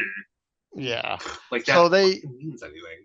yeah. So that, yeah. I mean, other than the complaints I have, the two kind of superficial ones, and we'll see how the second one turns out. But other than that, Yeah, WWE put on good programming this week. Special shout out to NXT that I did watch this week because the women's division over there goes hard. And more wrestling programs need to give that kind of opportunity to their women. yeah. So yeah, other than that, I think WWE did good this week, and that leads us to our hot tag. Hot tag. All right, your hot tag for this week is Collision from 11/9/24. Uh, Lots of good stuff on Collision. I maintain that for somebody who has my taste and sensibilities, Collision is not all the time, but often a better show than Dynamite. This was kind of interesting because there were a lot of matches on this card that were promoted beforehand that you might say, I don't know, these seem kind of like not really like super important in the grand scheme of things. There weren't like any, aside from the women's title match, there weren't like any like, big matches like there were on Dynamite. But yeah, most everything delivered. Starting off, we're going to start off with the men, not because they opened the show, but because I want to circle back around. Danny Garcia versus Johnny TV wasn't really so much for the match, so that was good too. Mm-hmm. With especially with Johnny TV and MXM Collection being together makes so much sense, It does. and like it gives something that Hennigan slash Morrison slash Nitro slash Mundo slash whatever TV Johnny TV has never had before. Flunkies. He has never had flunkies before. It reminds me of when Jericho first came in AEW. He'd never been in a stable before. Not a Yeah. single one up until that point. That's crazy to think about. Johnny TV has flunkies now. He has understudies or whatever we're gonna call them, like to do his bidding. And I think that's great. I think that's a great spot for all of them because it guarantees Johnny TV more TV time, which he is deserving of, and it gives MXM Collection an, a similar kind of character for them to play off of and have comedic hijinks with. Everybody wins in this scenario. Great idea putting these guys together. That being said, I don't know. You can tell Johnny's getting old. Mm-hmm. Uh, Not by his in-ring work, but because his hair was awful.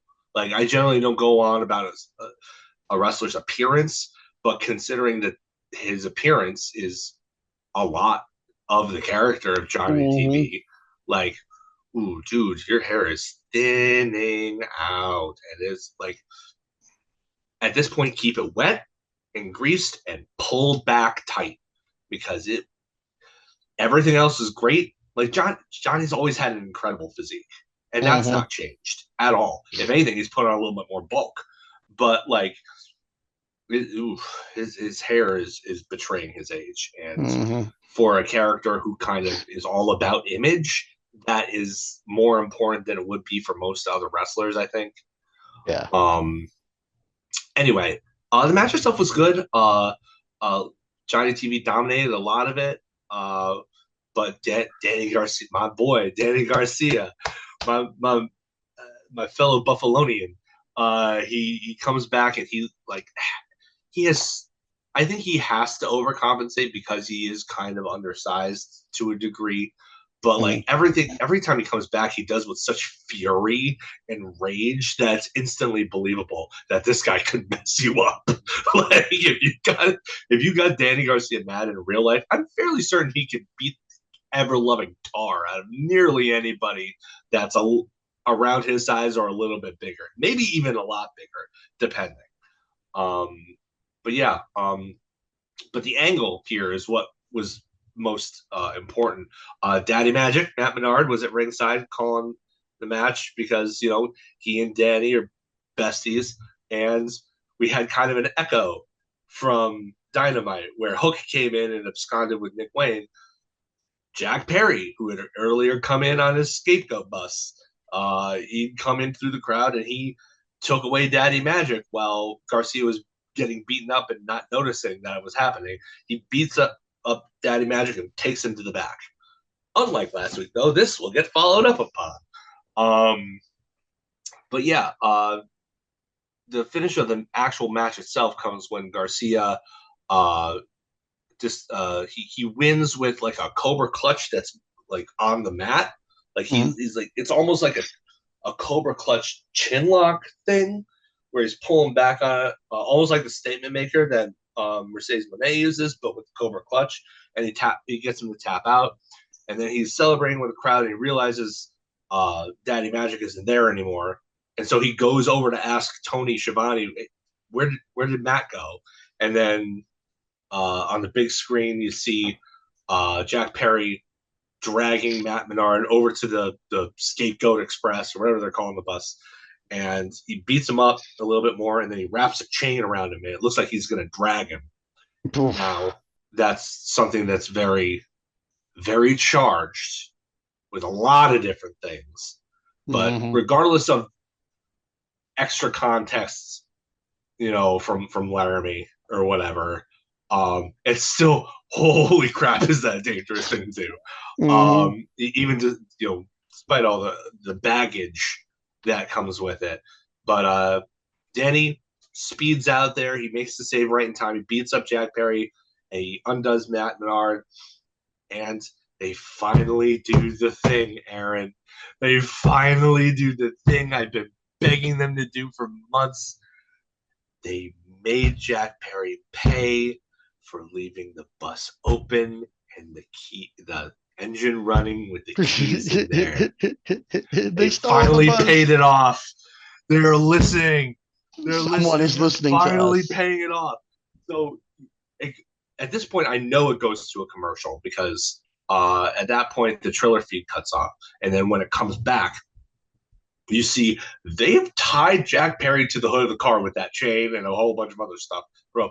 And they take him on a joyride with Matt Menard took the camera guy's camera, and he's commandeering the camera from inside the bus while he's driving the bus, which is incredibly dangerous on its own. But he's on the hood of the car. Like Jack Perry, I think, looked at his father's career and is like, man, acting is cool, but what's really cool is stunt work. Because this guy has been strapped to the hood of a bus, a moving bus, a speeding bus, has been set on fire multiple times now. Like, has, has gone through real glass of his own volition. This dude is masochistic, and he is very. I think he is like, this is the way I can meld two of my interests into one: pro wrestling and legitimate stunt work. Like I think he's living his dream Good for Jack Perry. The only thing I want to say as a negative of this is that they didn't follow it up after they drove out of the arena with them. Mm-hmm. I wanted to see them like intersperse more. Like it reminded me of the thing in '95 with the backlot brawl at WrestleMania Mm-hmm. 12 with Goldust and Roddy Piper, how they interspersed it all throughout with the car chase that was supposed to be OJ Simpson, and Yeah. the whole thing. It's like I wanted to see the rest of the show revolve around them driving him all around Albany. Obviously, that's not something you can do. Probably you need a lot of permits to do Oh that, yeah. but Yeah, I but imagine it's I probably a thought that lot. would have been rad. Like I really do. You got you got to think that there's probably somebody in the police department in Albany that's a wrestling fan that would be like, "Oh yeah, I'll sign off on that." Yeah. Yeah. But oh well. But yes, I loved that they finally paid that off. He finally paid for his irresponsible bus shenanigans. Mm-hmm. Um, Next was La Facción Ingobernable versus the Acclaimed. I was really surprised that this was in the middle of the show, and kind of in the first half a little bit. Like I felt with the spot in the final spot in the four-way tag title match at Full Gear on the line. I thought it would be a little bit later as like the semi-main event or whatever, but they did it here. Um, and I mean, it was good. Like the Acclaimed had they cut an interview with Lexi backstage prior to this where they keep on teasing dissension in minor ways, including the Hurt Business coming up at the end of the segment, encouraging Matt Caster to use his size to his advantage, but completely ignoring Anthony Bowens. And like they kind of like waved it off or whatever. Uh, and then throughout the match, there were like little things where like there was one point where Caster kind of frustratedly blind tagged himself in. There was there were a couple of other things where there was just miscommunications and stuff like that, but they still picked up the win. Rush Rouge must really respect Anthony Bowens though, because he was bumping and selling for him like he owed him money, which is very unlike him. Like if you've ever Mm-hmm. you've seen plenty of Bruce matches, Oh he only yeah. sells for the people that he likes. So he must really like Anthony Bowens because Yeah. he was a maniac for Bowens specifically in this match. Oh, there was one cool spot where he had Caster. He does the thing with the cable, right? He Yeah. like chokes somebody with a cable that he finds. Well, Caster turns that on him and he starts choking him. Uh, Caster's inside the ring. He's bent through the ropes outside the ring to kind of hang him with it. But Mm-hmm. Roosh just reaches up and grabs the cord that Caster's holding, and then like gives him an iconoclasm out to the floor. And I'm thinking, yeah, there was no way he was going to let Max Caster steal his spot. No, Yeah. that was on purpose. That was on purpose. That was pitched on purpose to them because he doesn't like Max Caster. Yeah. It seems like most people don't. Uh, but yeah, miscommunications between the Acclaim boys. They tease the loss here pretty heavily, but eventually they take advantage of the Beast Mortos missing a cannonball senton in the corner. They hit the arrival in the mic drop combo, but even like in their celebration after the fact, they all scissored and everything, but Caster was out of the scissoring a little bit quicker than he normally does. Mm-hmm. Didn't really seem to enjoy it. Didn't really seem like celebrating. Yeah. It's a lot of little. It's not like big stuff.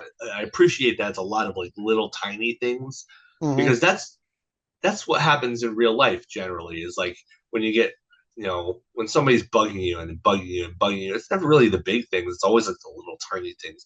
Like when you spend too much time with one person, it's like it's those little things that get to you eventually. Mm-hmm. So I thought that was really true to life. I like how they're building that. I think that they're probably Cass is probably going to get pinned at Full Gear and push that inevitable split.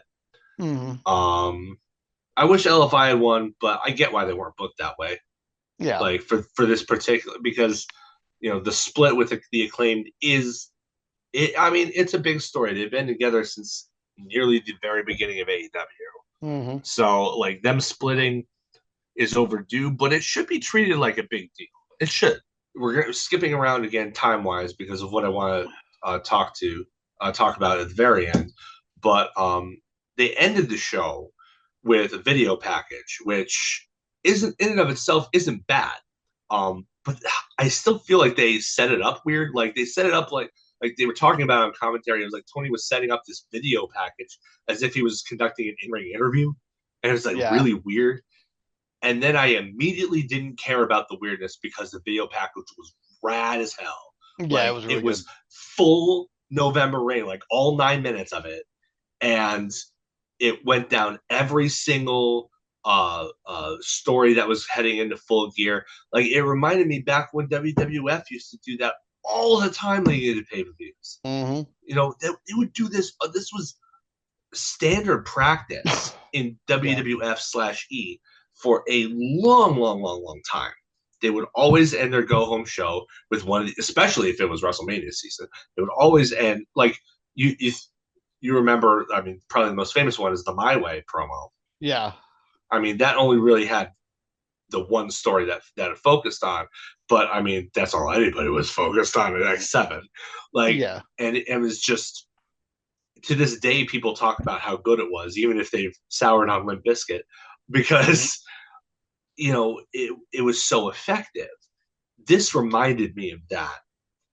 Um, yeah, like I know this is like I said earlier. I know this is part of TK's pettiness swiping back at the ECW NXT show, but this really worked for me. And if my Hmm. Blue Sky feed is any indication, it was almost unanimously a home run with Oh the yeah. fan base too. Yeah, it put me Uh, in the mood for this pay per view for sure. yeah. Though why was it on Collision? Why did they do it here? That's the question I have. Like, it wasn't bad. Like, if it was me, I would put it at the end of this one. If since they've already done it on Collision, I would continue to do that on Dynamite and Rampage as well. Why not? It got Hmm. universal acclaim. I don't think people would mind seeing it again. And there are two actual shows that could be considered go home shows to the actual pay per view, whereas this Hmm. one was not. It was the Yeah. go home collision, but it wasn't the go home show. Yeah. So, um, my question is like, why here? I ultimately what we got was super awesome. So I'm not really complaining. I'm just very curious, I guess, as to why they chose the first of all why they chose to do it here and why they chose to set it up in such a weird way, as if it was like an event. Like, Hmm. did they did they even show it in the arena when they taped it on Thursday? I hope so. I don't think so. You know why? Because they had clips of stuff that happened on that show. Oh yeah, that's So, true. I mean, unless they had, oh, this is where we're going to put whatever spot is supposed to happen here.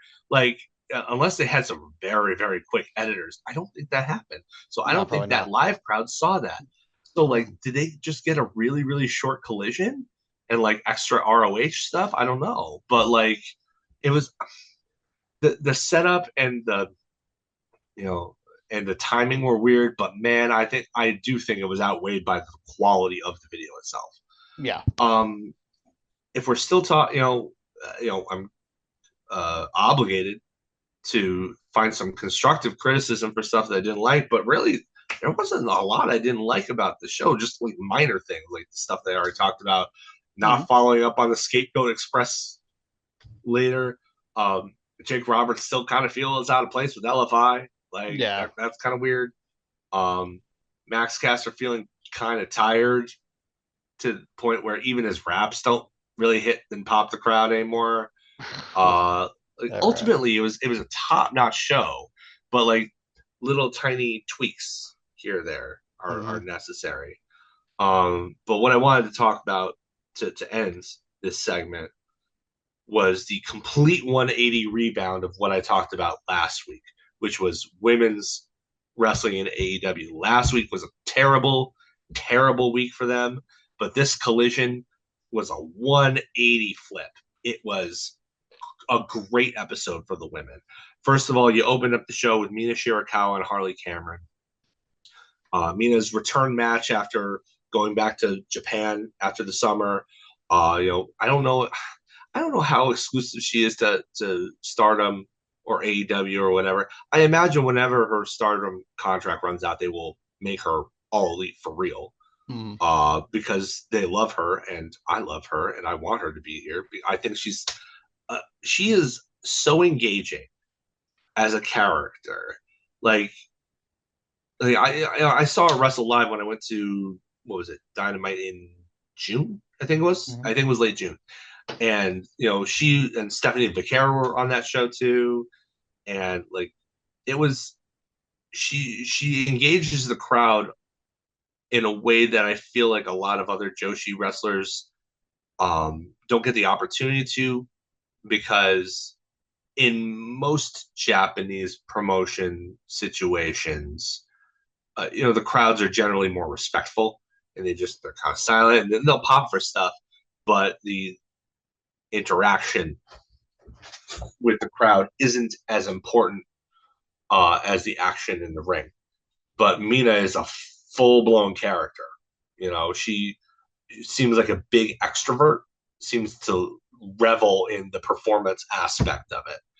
Harley Cameron is very much the same way. I I love Harley so much. She's so funny. She's so funny, and she's got that perfect kind of unhinged quality to her that makes her character really fun. Um, people will people will say what they will say about how these two and a couple of other women will go about expressing themselves in the ring. But fact of the matter is, Harley is improving match by match, and Mina is where she needs to be, and she's really really good. These two had some sports entertainment type stuff in there, but the match was solid. Match was solid. Mina has some really cool, unique offense. She won. I think this is why Ricochet started using the Spirit Gun, is because his vertigo is the same as the Glamorous Driver, and they knew that Mina was coming back, so they probably didn't want them to have the same finish under different names. Mm-hmm. So, yeah, she won with a really great spinning back fist, and then into the Glamorous Driver for the win. And then the main event match of the show was the Anna Jay getting into a rubber match, no DQ stip for the World Women's title against Mariah May. And as hard as I've been on Anna Jay in the past several weeks, and I've been pretty critical, uh, this match reminded me that of all the things that she's actually really good at, the surprising thing that she's best at is creative hardcore wrestling.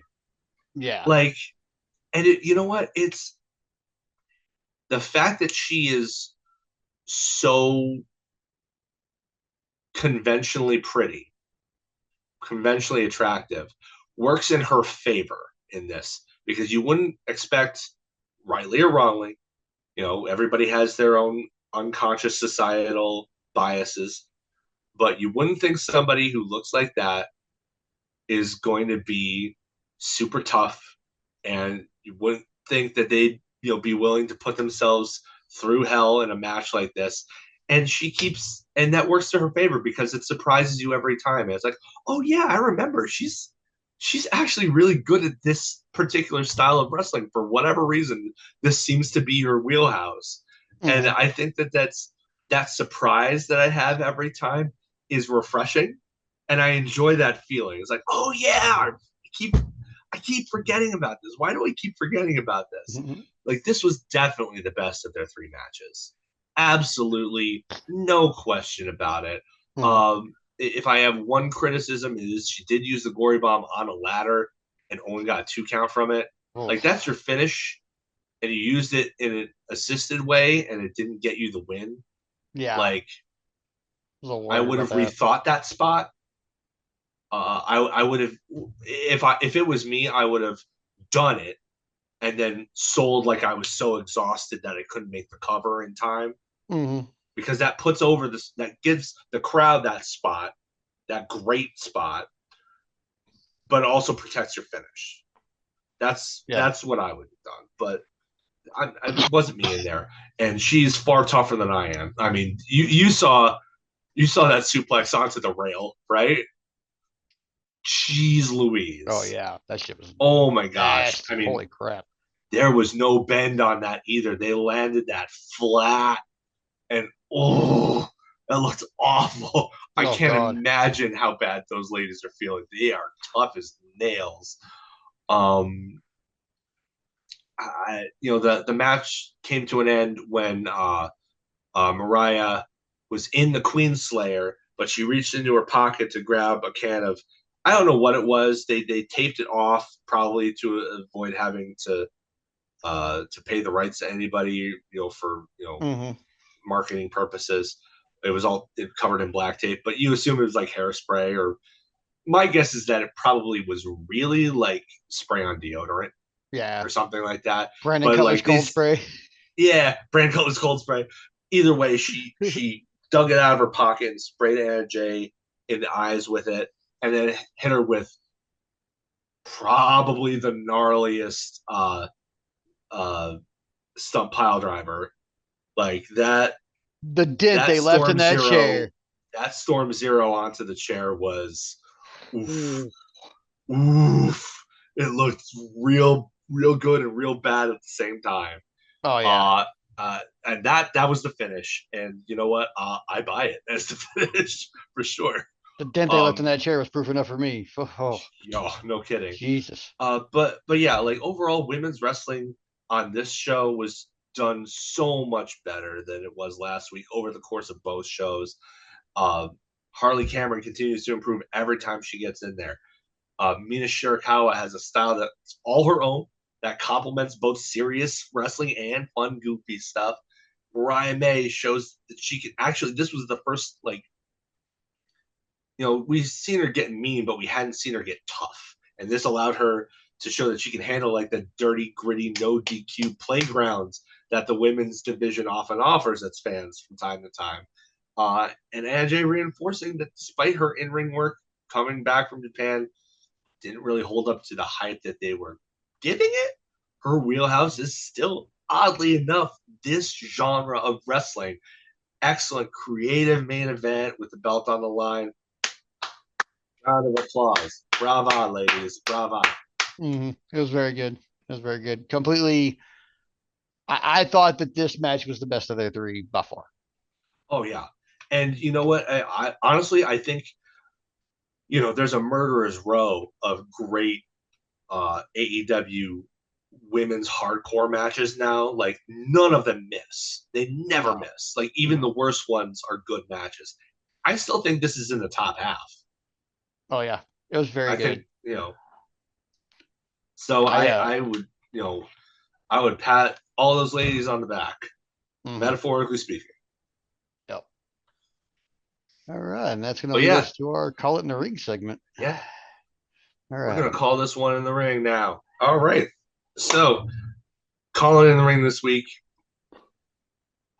It was difficult to come up with a concept for this week. I gotta say, uh, I got to about Wednesday and Thursday or something. I still had nothing. Last week took a lot out of me for whatever reason. I'm not really sure why. Wink. So, uh, but yeah, I,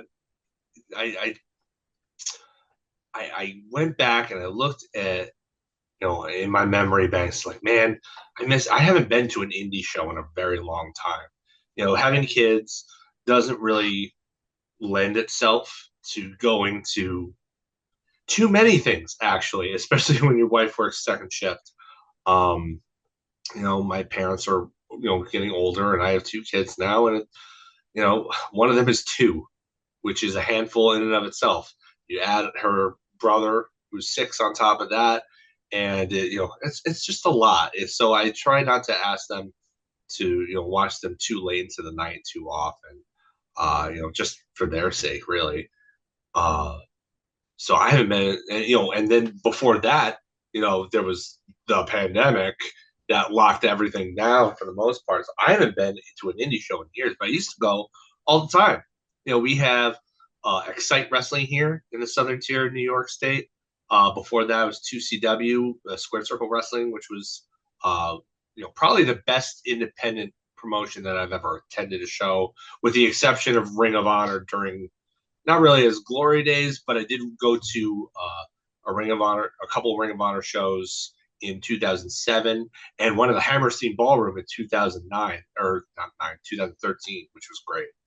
Um, but yeah, I got to see them in 2011 in the weekend leading up to WrestleMania 27 at I can't remember what it's called, but it was at the sound station where they filmed WCW Saturday Night. Mm. So it was really, really special. But I'm thinking, you know what? I've been to a lot of indie shows, but most of them didn't have nice or historic venues like that. Mm. Most venues that host indie shows are decidedly less prestigious than that. And I had feeling that Aaron, being in the business, you've not only attended, but you've probably worked more shows than I've attended. So between the two of us, I'm sure you and I have been in some really, really shady venues to watch wrestling. So I think it might be fun to kind of share some stories about some of the oh what did Vince McMahon once call them? Uh, bingo halls and uh, smoke filled parlors and whatever. Hmm. Like his tone aside and his rewriting of history aside, yeah, I mean there are those venues. So I figured, why don't we commiserate about some of our experiences in such venues? Right. I think the weirdest venue I've ever seen a wrestling show at was a bowling alley. It was they had hardly any room for it too. I was in college, and one of my friends took me out for my birthday. It was like some NWA affiliate, some small NWA affiliate out uh, in Western New York. It wasn't in Buffalo proper, but it was close by, and it was the show was it wasn't good. I don't think I recognized a single name. To this day, I don't think there was anybody notable on that card that ever made it anywhere. But indie wrestling. It was my first indie wrestling show as an adult. Like I had been to a couple like there were there were a couple of Ilio DiPaolo memorial shows that I went to with my dad. It had mostly WCW talent, but it was technically an independent show. It was a memorial show. So but this was like my first like real experience on my own without parents or anything like that, and it was something. like the crowd there, like there was still bowling going on in the back. Like you could hear sometimes the bowling was louder than what was happening in the ring and the crowd reactions. It was so weird. I know it was the weirdest thing. Like why would you even do this? Like, but I mean, none of the talents really stood out. Unfortunately, it was a lot of basic stuff, but nothing super memorable except that it was my first like indie show as an adult. It was in a freaking bowling alley where half the audience wasn't paying attention. Like they tried to do some stuff like on the outside, tried to get the crowd involved, but like half the people there were too concerned with getting drunk cheap because again, bowling alley. Mm. Uh like it was I felt looking back on that, man, I feel so bad for those wrestlers because of the environment that they found themselves in. Like nobody was really engaged. I tried to be as engaged as I could, but like it's kind of hard to when there's so many loud distractions given the actual location. Like that's just inherent to the location. So Mm. like I think that's probably the weirdest location I've ever been to a wrestling show. Man, weird ones for me. Dime a dozen really, but the weirdest one was in a Pizza Hut parking lot. Okay, so we had a wildfire here. This was this year. Oh, was it Yeah, it recent? was this year, this recent. So we had a wildfire here this year, and we were we kind of set this promotion in my hometown about 20 miles outside of where the center of this wildfire was. Set up a kind of off the cuff charity show. Now it was supposed to be their regular monthly show, and that we kind of pivoted and turned into a charity show. But this was also the first month that they were kicked out of their regular venue. So we were looking like off the cuff for someplace to go. And I guess the owner found, he went to Pizza Hut and they were like, yeah, you can just do it in our parking lot. So in the middle of August Ooh, in ooh, in Texas, Texas. on a blacktop Oh, parking lot, we have this show and we set up seats all the way around the ring, but it was so hot outside that like the only crowd that was sitting near the ring were sitting under the overhang of the Pizza Hut on the sidewalk, and I'm everybody getting else was dehydrated just thinking about yeah, this. everybody else Ooh. was parked in their cars around the ring and in the grass and everything, just like sitting in their cars. And instead of cheering and shit, they would honk. So that was weird. Um, Drive-in wrestling. yeah. To make it even weirder, we had like a charity battle royal, uh, and I went over. So Yeah. I was outside the. Basically, the thing was I was outside the Oh, ring you ripping the showed me battle that clip. royal. Yeah. Yeah, and I jump Yeah, you in showed after me. the guy wins, quote unquote, and I shit can him, and I win. So I'm 1-0 in wrestling, and I won a battle royal As the um, referee. as a referee. But it was at a Pizza Hut parking lot for a charity show that almost no one attended. I think we maybe raised. I think Pizza Hut probably spend more money feeding us for free because they did, to their credit. But I think they spent more money feeding us than we actually raised at that show, just because it was so like off the cuff. It was happening very quickly. We barely had any of the wrestlers we normally have. We were running matches where guys were, on their second or third match of the night because we just didn't have the depth of roster, and Right. it was hot as all hell and just bad. I mean, it's not the hottest show I've been to though, and we'll get to that one. Ooh. But the weirdest venue I've ever worked or been to a show at is a Pizza Hut parking lot in August. Ugh, that sounds oppressive. It was oppressive. But at least you went over. Yeah, I By mean I can't you complain. I went was all over by not going over the top rope. not sure at Obligatory 40 dad I want to joke. take that bump. Wow. So yeah.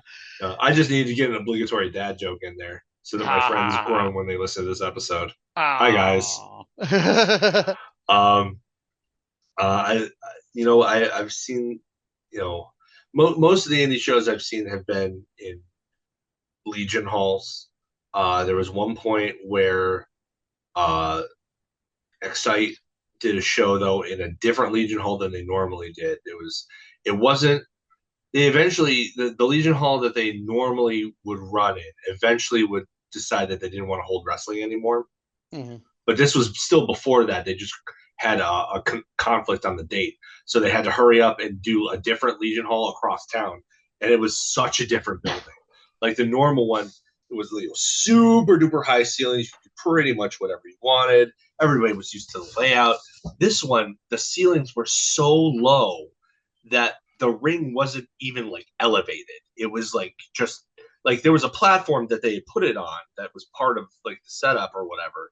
But like it was the ring was flat. Like I've never been seated to watch a wrestling match where I was that close and on like the same level as the mat. Like it Mhm. was very strange not looking up or out, you know. It was very odd. The wrestlers could get really really close, which was kind of nice, but like the ceilings were so low that like anybody trying to do anything high flying was really really really putting them and anybody else at risk. Yeah. So it wasn't as good a show as it could have been if it had been in the normal venue. But like that was pretty weird too. But like I've never been close enough to the action where like I could see individual beads of sweat on a guy while they were in the ring and I was seated 5 seats back, five Oh rows back. wow. Like it was really strange. Um, I don't know. It was that. I'm glad they never really ran a show there again because it was kind of neat, but it's also like, ugh, I just miss my old venue. Yeah, right. where there's more room to breathe, and like there was more seating in the other venue too, in the original venue too. Like Mm-hmm. it was far more comfortable. You know, even for the wrestlers setting up their merch table, like it was during the intermissions at the first Legion Hall where they did most of their stuff. It would be just like right by the ring, like right along the wall there. Like they didn't have to go very far. This, because of the layout of it, you had to actually go out into the hallway, which was about 10 degrees cooler than it was in the actual hall that the ring was in. And this was in the wintertime too. Like wintertime in upstate New York is no joke. Like it sucks. Being in a cold hallway is not where you want to be. It's God. not. Yeah. Like, even if it's like at like 58 instead of 68 in the winter, you will feel, especially when that hallway is connected to the door to the outside, and if the wind rushes in, it's just, it gets right. You don't want to stand in those lines for merch. Like you start to wonder about making the decisions. Like, oh, do I really want this shirt this badly? Like, like, and there were people who left the line and made that decision. Like, nope, nope, this isn't worth it. Like Mm-hmm. me, I had, I my this was before we knew about him. My buddy George, who wasn't there at the show this time, and this was before we knew about him. He was trained by Drew Gulak, Okay. and Gulak was on the show, and I was like, oh, I want to support George and his trainer, and so like I had made the decision to stay in line. And we even did like we even like shared inside jokes about George and stuff while we were at his table and stuff. I bought a Catch Point T-shirt, but basically more to support George and his aspirations than Drew himself, if Mm-hmm. that makes any difference. But so I made that commitment because of my friend, but I didn't really blame anybody who wanted to get out of that line. But Amen. yeah, it was.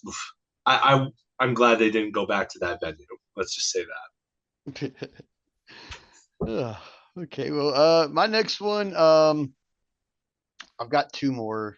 I got a third that. Me one too. that's kind of important. But this one, okay. So I live in Texas. I live in the panhandle of Texas. I actually live in Amarillo, Texas. Now, one thing that is across the board true about Amarillo, Texas is that we have an extensive Hispanic population here and in the surrounding areas. We're farmland, so of course, but we have I mean, like, I'll put it this way. All right. I have shows like wrestling shows or concerts at venues that hold 5,000 people, and I'll get 2,500, 3,000 people in there. If a Tejano band of any stature enters that building, it's a 5,000 seat sellout, period. Hmm. If a lucha show, which is where we're going with this, comes to town, they'll put 1,500 people in a building that doesn't need 1,500 people in it. Yeah. So around 97 or 98, I believe, it was CMLL or AAA. My memory is terrible, guys. Okay. Especially post military, it's a lot worse. So I'm just trying to get this was only a few parts of this show are super memorable to me. So remembering the whole thing as a vibe is a little difficult. But around 98 or 99, it was either AAA or CMLL. Somebody was doing a tour and they came to Texas and they did like 6 or 7 stops in Texas. And nobody expected them to come to Amarillo, but they totally came to Amarillo.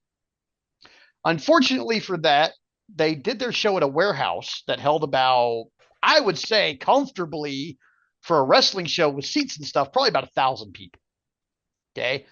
They put 1,500 people in this motherfucker easily. There might have been 2,000, maybe 2,500 even. There was a lot of people in this place to the point where I was like in the second row, just, okay. Yeah. Here's the kicker. All right. 2,500 people in this motherfucker. It was like June in Texas. There was no air conditioning in the building. Oh. So I don't blame my fellow wrestling fans for the way they smelled, but you can only imagine how it smelled in there. And I know I was a culprit as well. I was sweating buckets and my deodorant gave up the ghost a long time before I noticed that it stunk in there. Okay. But it was bad. Okay. But on the flip side, I mean, that's the first time that I ever live laid eyes on Super Colo or it was the second time I'd seen Juventud Guerrera, and he seemed less fucked up than the first time I saw him. So it was actually a good match. If those Uh, guys were in it, it was probably AAA it might have been. because WCW had that working relationship with AAA through Yeah. Conan. So we had a few guys there that I remember. Pero Aguayo Jr. before he passed away was wrestling at that show. That's I was super sad when that happened because I'd only seen him one time in my life before that happened, and he was fantastic. Yeah, I only So really know him by reputation. I know that he, in doing our PWI tournament a couple of weeks ago, his name appeared in the top 10 at least one year. mhm. I want to say 2006 or seven or somewhere in Yeah. that era. So But I mean, I've never actually seen any of his work. I just know that he's highly regarded. well, the show was great. The guys were it was so hot in there, dude. The guys were sweating so bad their tights were doing the discoloration from the sweat. Like it that was bad. The venue itself it was a warehouse in kind of a shadier part of town, so super shady. But yeah, the big thing was whoever But the not promoter shady was. enough, right? Yeah, I guess not because the promoter, whoever it was, oversold the place by at least 1,000 seats or 500 seats, and there was no AC, and he knew that. I'm going in. I'm pretty sure. So Carney's gonna Carney. Carney's going to Carney, but yeah, that was. I mean, the next one is a little different, but that yeah, shady venue number two, this warehouse, random warehouse in the middle of Amarillo with no air conditioning, which I'm Oof. sure doesn't actually exist anymore. I think they may have gentrified that part of town now and made it like a part of downtown or something like that. But I don't think the warehouse is there anymore. I'd have to drive by and see. Uh, wow. Yeah, Ugh. and it stunk, boy. Oh God, I feel so bad for everybody in that situation. dude, nobody was safe, dude. There were people like there was a lady next. Like I mean, I speak They're enough dropping like Spanish. flies. Yeah, I speak enough Spanish. There was this abuelita next to me, little old grandma lady next to me who was super into the matches, but she kept turning to me and going, "Honey, it stinks in here. If I didn't love these wrestlers, I Yeah. would leave." You know, Oh, like she was just like, "Oh God, it's oh, so bad." abuelita. Oh, poor abuelita, you Oh, know, like, and she's oh, I shorter, so already love her. she's like She's at from everybody's 1999. armpit level, man, and she's just, I know she's getting the worst of it, but she's trucking and like rooting for the matches and stuff. But man, it You can't probably be you can't be the toughness of a Mexican grandma. no, heck no, heck no. I was horrified by the whole situation, and it was hotter in there by a lot than it was at that parking lot show. Oof. It was bad.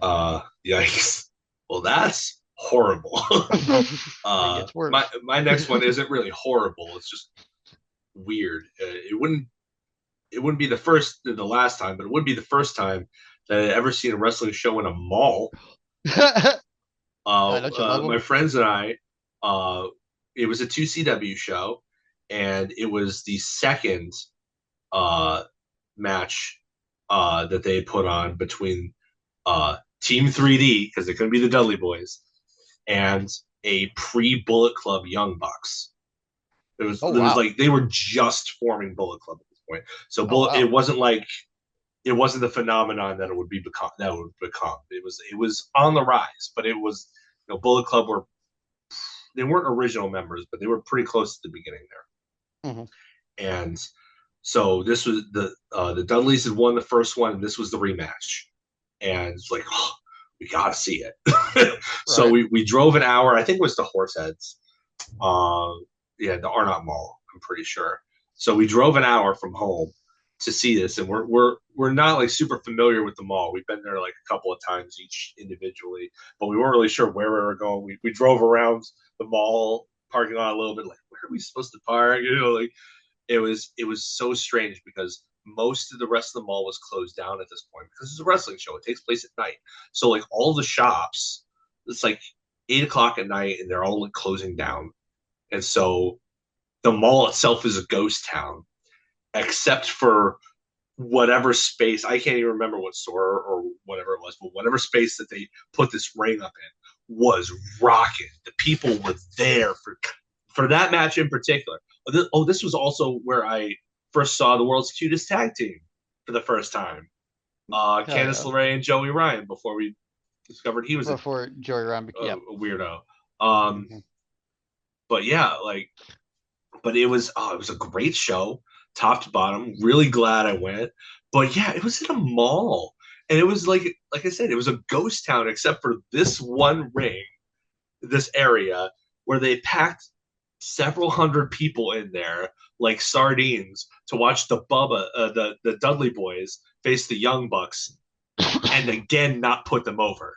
Like it's like you want to know why the Young Bucks have a chip on their shoulder? It's because of crap like this. Like that's probably why. It's like, oh, you want to go too? So you're not even going to put us over in the beginning? Like we're like 15 years younger than you are. We're the future of this business. You're old heads. Like you don't lose anything by losing. You're Mm-hmm. still the Dudley Boys. We're trying to create a like so selfish, so selfish. I don't know. To be fair, I don't know whose decision that was. I don't know if it was the booker. I don't know if Bubba and Devon, probably not Devon, but knowing the ego on Bubba, I don't know if he pressed the the issue or whatever. But like the Bucks should have gone over in the second one. They Mm-hmm. should have. Like I I point to things, not necessarily that one, but two things like that. Those experiences are why I give the Young Bucks a lot more slack than certain other people. Is because I've seen it with my own eyes, where they've been screwed over by the old boys club. Mm-hmm. You know, it's like no wonder they had to make their own way. Like no wonder they had to think outside the box because despite their obvious talent, the fact that they were getting over with fans, nobody wanted to do business. Like at that point in time in the industry with them. So like, yeah, I don't blame them for making their gimmick basically ripping off the best acts of the '90s and flaunting it in your face. I don't blame them for going over in Japan for doing BTE. I don't blame them for starting their own wrestling company and saying screw you to the WWE who never wanted them in the first place until they already got some buzz that they were Mm-hmm. just going to mow over when they rebranded them anyway. Yeah. Like I don't blame them. I give them a lot more slack because of that show in particular showed me that's like man, that shouldn't have happened. Mm-hmm. That really shouldn't have happened. How often is this happening to these guys and other guys like this? Like, so it was a weird venue and kind of a an eye opening night for me as a fan, as a Smart Mark fan. All right. Well, now, like we mentioned earlier, I'm in the business, so I've probably worked a shitload more shows or been to a shitload more crazy venues. So just a couple of honorable mentions that have notable Okay. things about them. One, a bar that I used to have music shows at called the Rec Room had a company called Nightmare Pro. The bar is in a really seedy part of town, like Super Gangville. Yeah. I used to have my shows there because it was $300 to rent the whole venue.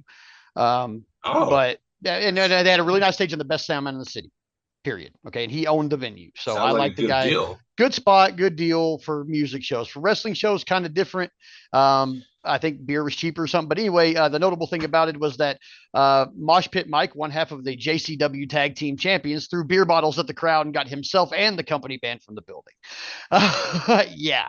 Um, then and I also saw him legitimately whoop another wrestler's ass for going off the top rope and landing like with a crutch and landing in between Mosh Pit's legs and hitting him right in the nuts. And he legitimately no sold it, got up off the thing, said, "You son of a bitch," grabbed him by his mask, picked him up off his feet, and started punching him in the face. So honorable So much mention number for one. professional Yeah, wrestling. so much for professional. That was the least professional show I'd ever been involved in. So anyway, Boy, do I have a show to tell you about. second honorable mention, also a mall where the promoter or whoever was in the mall working with the promoter thought wrestling ring meant 40s boxing ring. And so our wrestling ring was a wooden platform with four wooden posts and loose actual ropes. It looked like Oh a 40s boxing. no. The guys went out there and worked their ass off to their credit and they bumped the fuck out of that wooden platform, but it was the worst show I've ever been part of, bar none. Oh. No one was there for the show. No one. Okay. The mall Oh, was that's the promoting it and worst no one gave part. a shit, but that ring was the worst. Um, Oh, so to work on that. in that environment to I no took a ref fans bump on too. that. Fuck That that. sucks. It was That terrible. sucks because you're doing unnecessary damage to yourself because nobody's there. And nobody's there. I mean, the company got paid good by the mall to do the show, but it was a fucking shit show from point A to point B. God, sounds like So it. honorable mentions out of the way. I am now Dishonorable go yeah, mentions. dishonorable mentions. I am now going to drop a story I have never told in public, and the only people who know about this are the people who were there, and maybe my wife. I think I might have told her this one, and You my hear that? brother. World exclusive. World exclusive. Okay, so back in 2000, I was just getting into the business. I was greener than squirrel shit. Um, I took a very long, like, I went to the military after this, and I took a very long hiatus between that point. I had a family, and then I went back to wrestling. But when I first started, my buddy Chris decided he wanted to be a pro wrestler because he thought pro wrestling was cool. So he found a wrestling school in Amarillo, and he came over here and he started training. He paid his $1,600, right? And he came over here to pay to do wrestling. The reason it was $1,600 was because the guy who owned the wrestling school and the sole trainer at the school was Chris Romero, aka Chris Youngblood, former Okay. WCW Tag Team Champion. His Yep. family is super thick out here. Old Man Rapid Yeah. Ricky Romero is a legendary guy from the 60s. He's well respected. I'm pretty sure Rocky Romero is one of these Romeros, but I'm not sure. I've never met Rocky, unless I have, and that's actually Little Rick, but I'm not sure because the body style between the two of them when I knew Little Rick and what Rocky is now is like a Gunther level change. We'll Okay, look that so up. Rocky might be Ricky, I'm not sure, but if it is, I've met him and worked with him actually. So anyway, I got involved because Chris was the only guy training. No, not the same guy. I didn't think so. Anyway, Chris was the only guy training at the school at the time. And so he needed a guy to bump for him and stuff like that. So I got to come for free and I learned how to move around the ring as a wrestler and how to take bumps. I didn't really learn any offense because my whole point there was to assist my friend Chris in learning offense.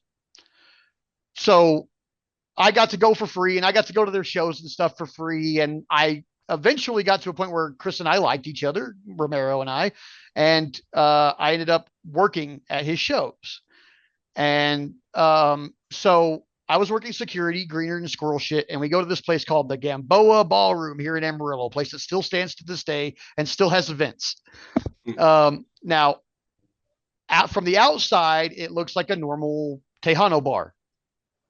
Once you get inside, though, it has this very confined cube building with a stage at one end that kind of extends off the cube.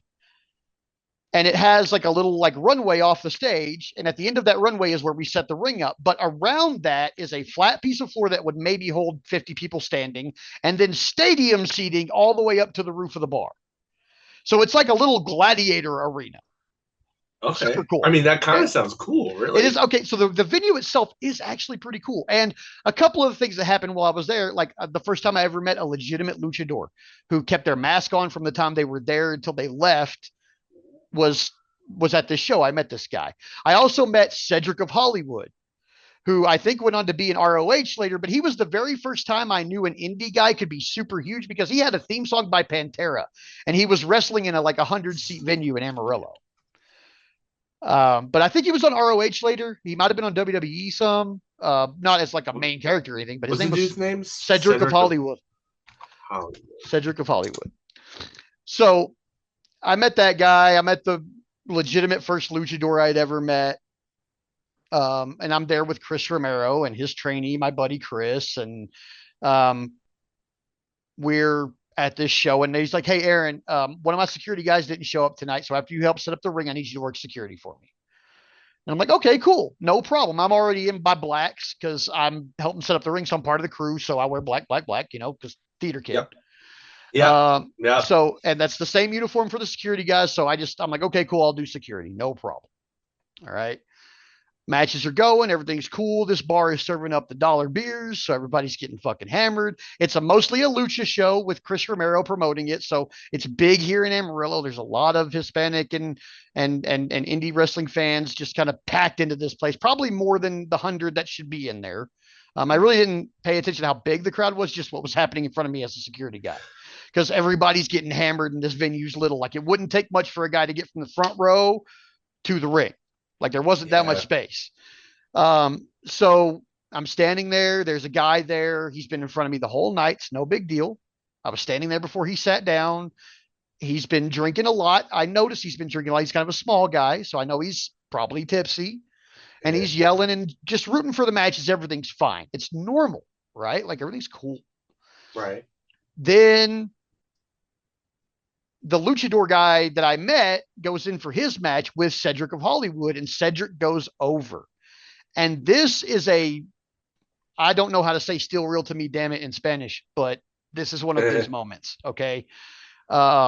This guy is pissed that this luchador went, had to put over Cedric. And he is trying to come over the rail. So I arm grab, classic, one arm him up under his underarms, and I put him back Yeah. in his place. Mira, stay there, bro. Okay. Don't Yeah. move. No va. Okay. And he's like, and I don't think he speaks very much English. So he's trying to communicate something back to me, but I'm not understanding because it's loud in there. Yeah. And then the next match is starting to start, and I turn my back to make sure nobody's, fucking with anybody behind me. Turn back around, and he's got a knife in his hand. And I'm like, oh, hell.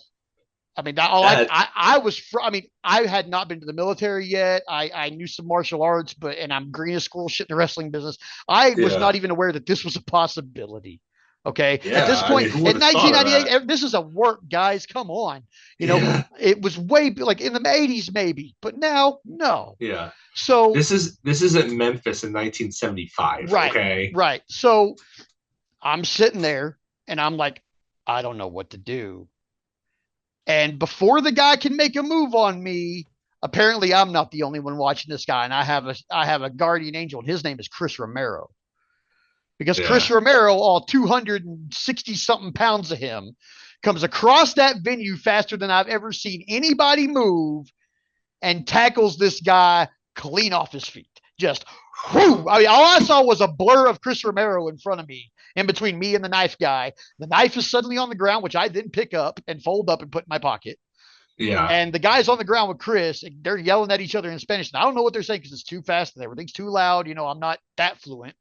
So I hear they're yelling at each other, but Chris, hey, did you get the knife? Yes, I have it. Okay, get him out of here. So the other security guard, this fairly sizable black, I don't think he would have done this to the other guy. But the fairly sizable black fella, that's the other security guard with me, he comes over, we get this guy out of it, and you kind of throw him out, and I don't give him his knife back. DJ Jazzy Jeff style. Yeah, straight up, dude. Yeah. Straight up, back of the neck and back of the pants, and he was out. Yep. But I gave the knife to Chris because I didn't know what to do with it. And Chris was like, "Hey, I'm really sorry that happened." I'm like, "Dude, no, you saved my life." Like, why am I? Holy cow! So yeah, shady ass venue. The only time in my entire wrestling career, beyond making a bad call in a wrestling match that almost got my ass beat by a wrestler, the only time I've ever had my life threatened in the wrestling business, legitimately threatened. There are fights that happen in this business. There are backstage is like any other business. There are people you don't like, and because it's wrestling and it is we're pantomiming at a combat sport. It is a heated combat environment, and fights happen back there. Okay, it's just the truth. I'm not saying I condone it, but it is the truth. But it's the only. But that said, that's the only time I've ever felt that my life was truly in danger in wrestling. And the person who hired me handled that himself. So super RIP Chris, I will love you forever. I'll never say a bad word about you. But that's the only time. And that makes it the shadiest venue I have ever been in. Despite the cool layout and the cool people I met. And actually what was really an awesome wrestling show, I almost got stabbed because somebody was mad about a finish. It was still real to them, damn it. These days, he better pray that shit was made of chocolate. But Then no, that was a whole different Aaron. That was a pacifist debater theater kid Aaron who was doing wrestling because Yeah, it was cool and not because I had any desire to be part of a combat sport or right. anything like that. Um, so yeah, I mean that was before Ref Aaron. That I wasn't even really technically training to be a wrestler. I was just like a You're there as motorbike. face. Yeah, like a motorcycle gang has hang-arounds. I was just a hang-around, but I helped my friend Chris learn how to wrestle and bump, and he's fantastic. I really wish he would have kept doing it. He'd be in WWE or AEW right now for sure if he had kept doing that stuff. But like me, he also had a family and took a long break and decided not to go back to it when he had the opportunity. Where I did go back and eventually, kept working. But Chris Romero, man, fucking like I said, I'll never say a bad word about him. There's some things I know about him that even the Dark Side of the Ring producers have been interested in, which I might tell another day. But I won't ever say that he was a bad person or an asshole or anything like that because he did save my life once, and I owe him big for that. And I'm really sorry that I couldn't return the favor at some point before he passed away. Wow, that's nuts. Dude, That yeah. story's Yeah, nuts. I've never told that to a lot of people. Like Like my I've been to brother crazy heard that shows, but story. I've never had my life on the line. Yeah, man. I mean, still real to him, damn it. I guess I laugh about it now. It was not funny in the moment, though. No, I was well, just like, no, you I can don't laugh know what about to nearly do. anything 20 years Oh after yeah, the yeah. fact, but It's 24 years later. I'm definitely yeah, laughing about it now because I'm alive. But yeah, then I was definitely not laughing. It definitely some trauma responses definitely came with that situation. I definitely didn't come yeah. back and work any shows for a little while. And the next one I did was with Doink the Clown. uh, and Jake the Snake Roberts and Juventud Guerrera in the depths of all their addictions. And it was a shit show from front to back. And I'll tell that story on this show one day too. So stay tuned. Yeah. Yeah. We're going to have a All right. wrestling stories with Aaron segment one day. I bet. Yes, I think that should be a recurring thing. Maybe. Because as we do this podcast, I'm remembering more and more cool stuff. Yeah, But we have yeah, less we than a gotta cut minute. it off. So Yeah. we're going to cut it off. But thanks for joining us, everybody. And we'll see you next week.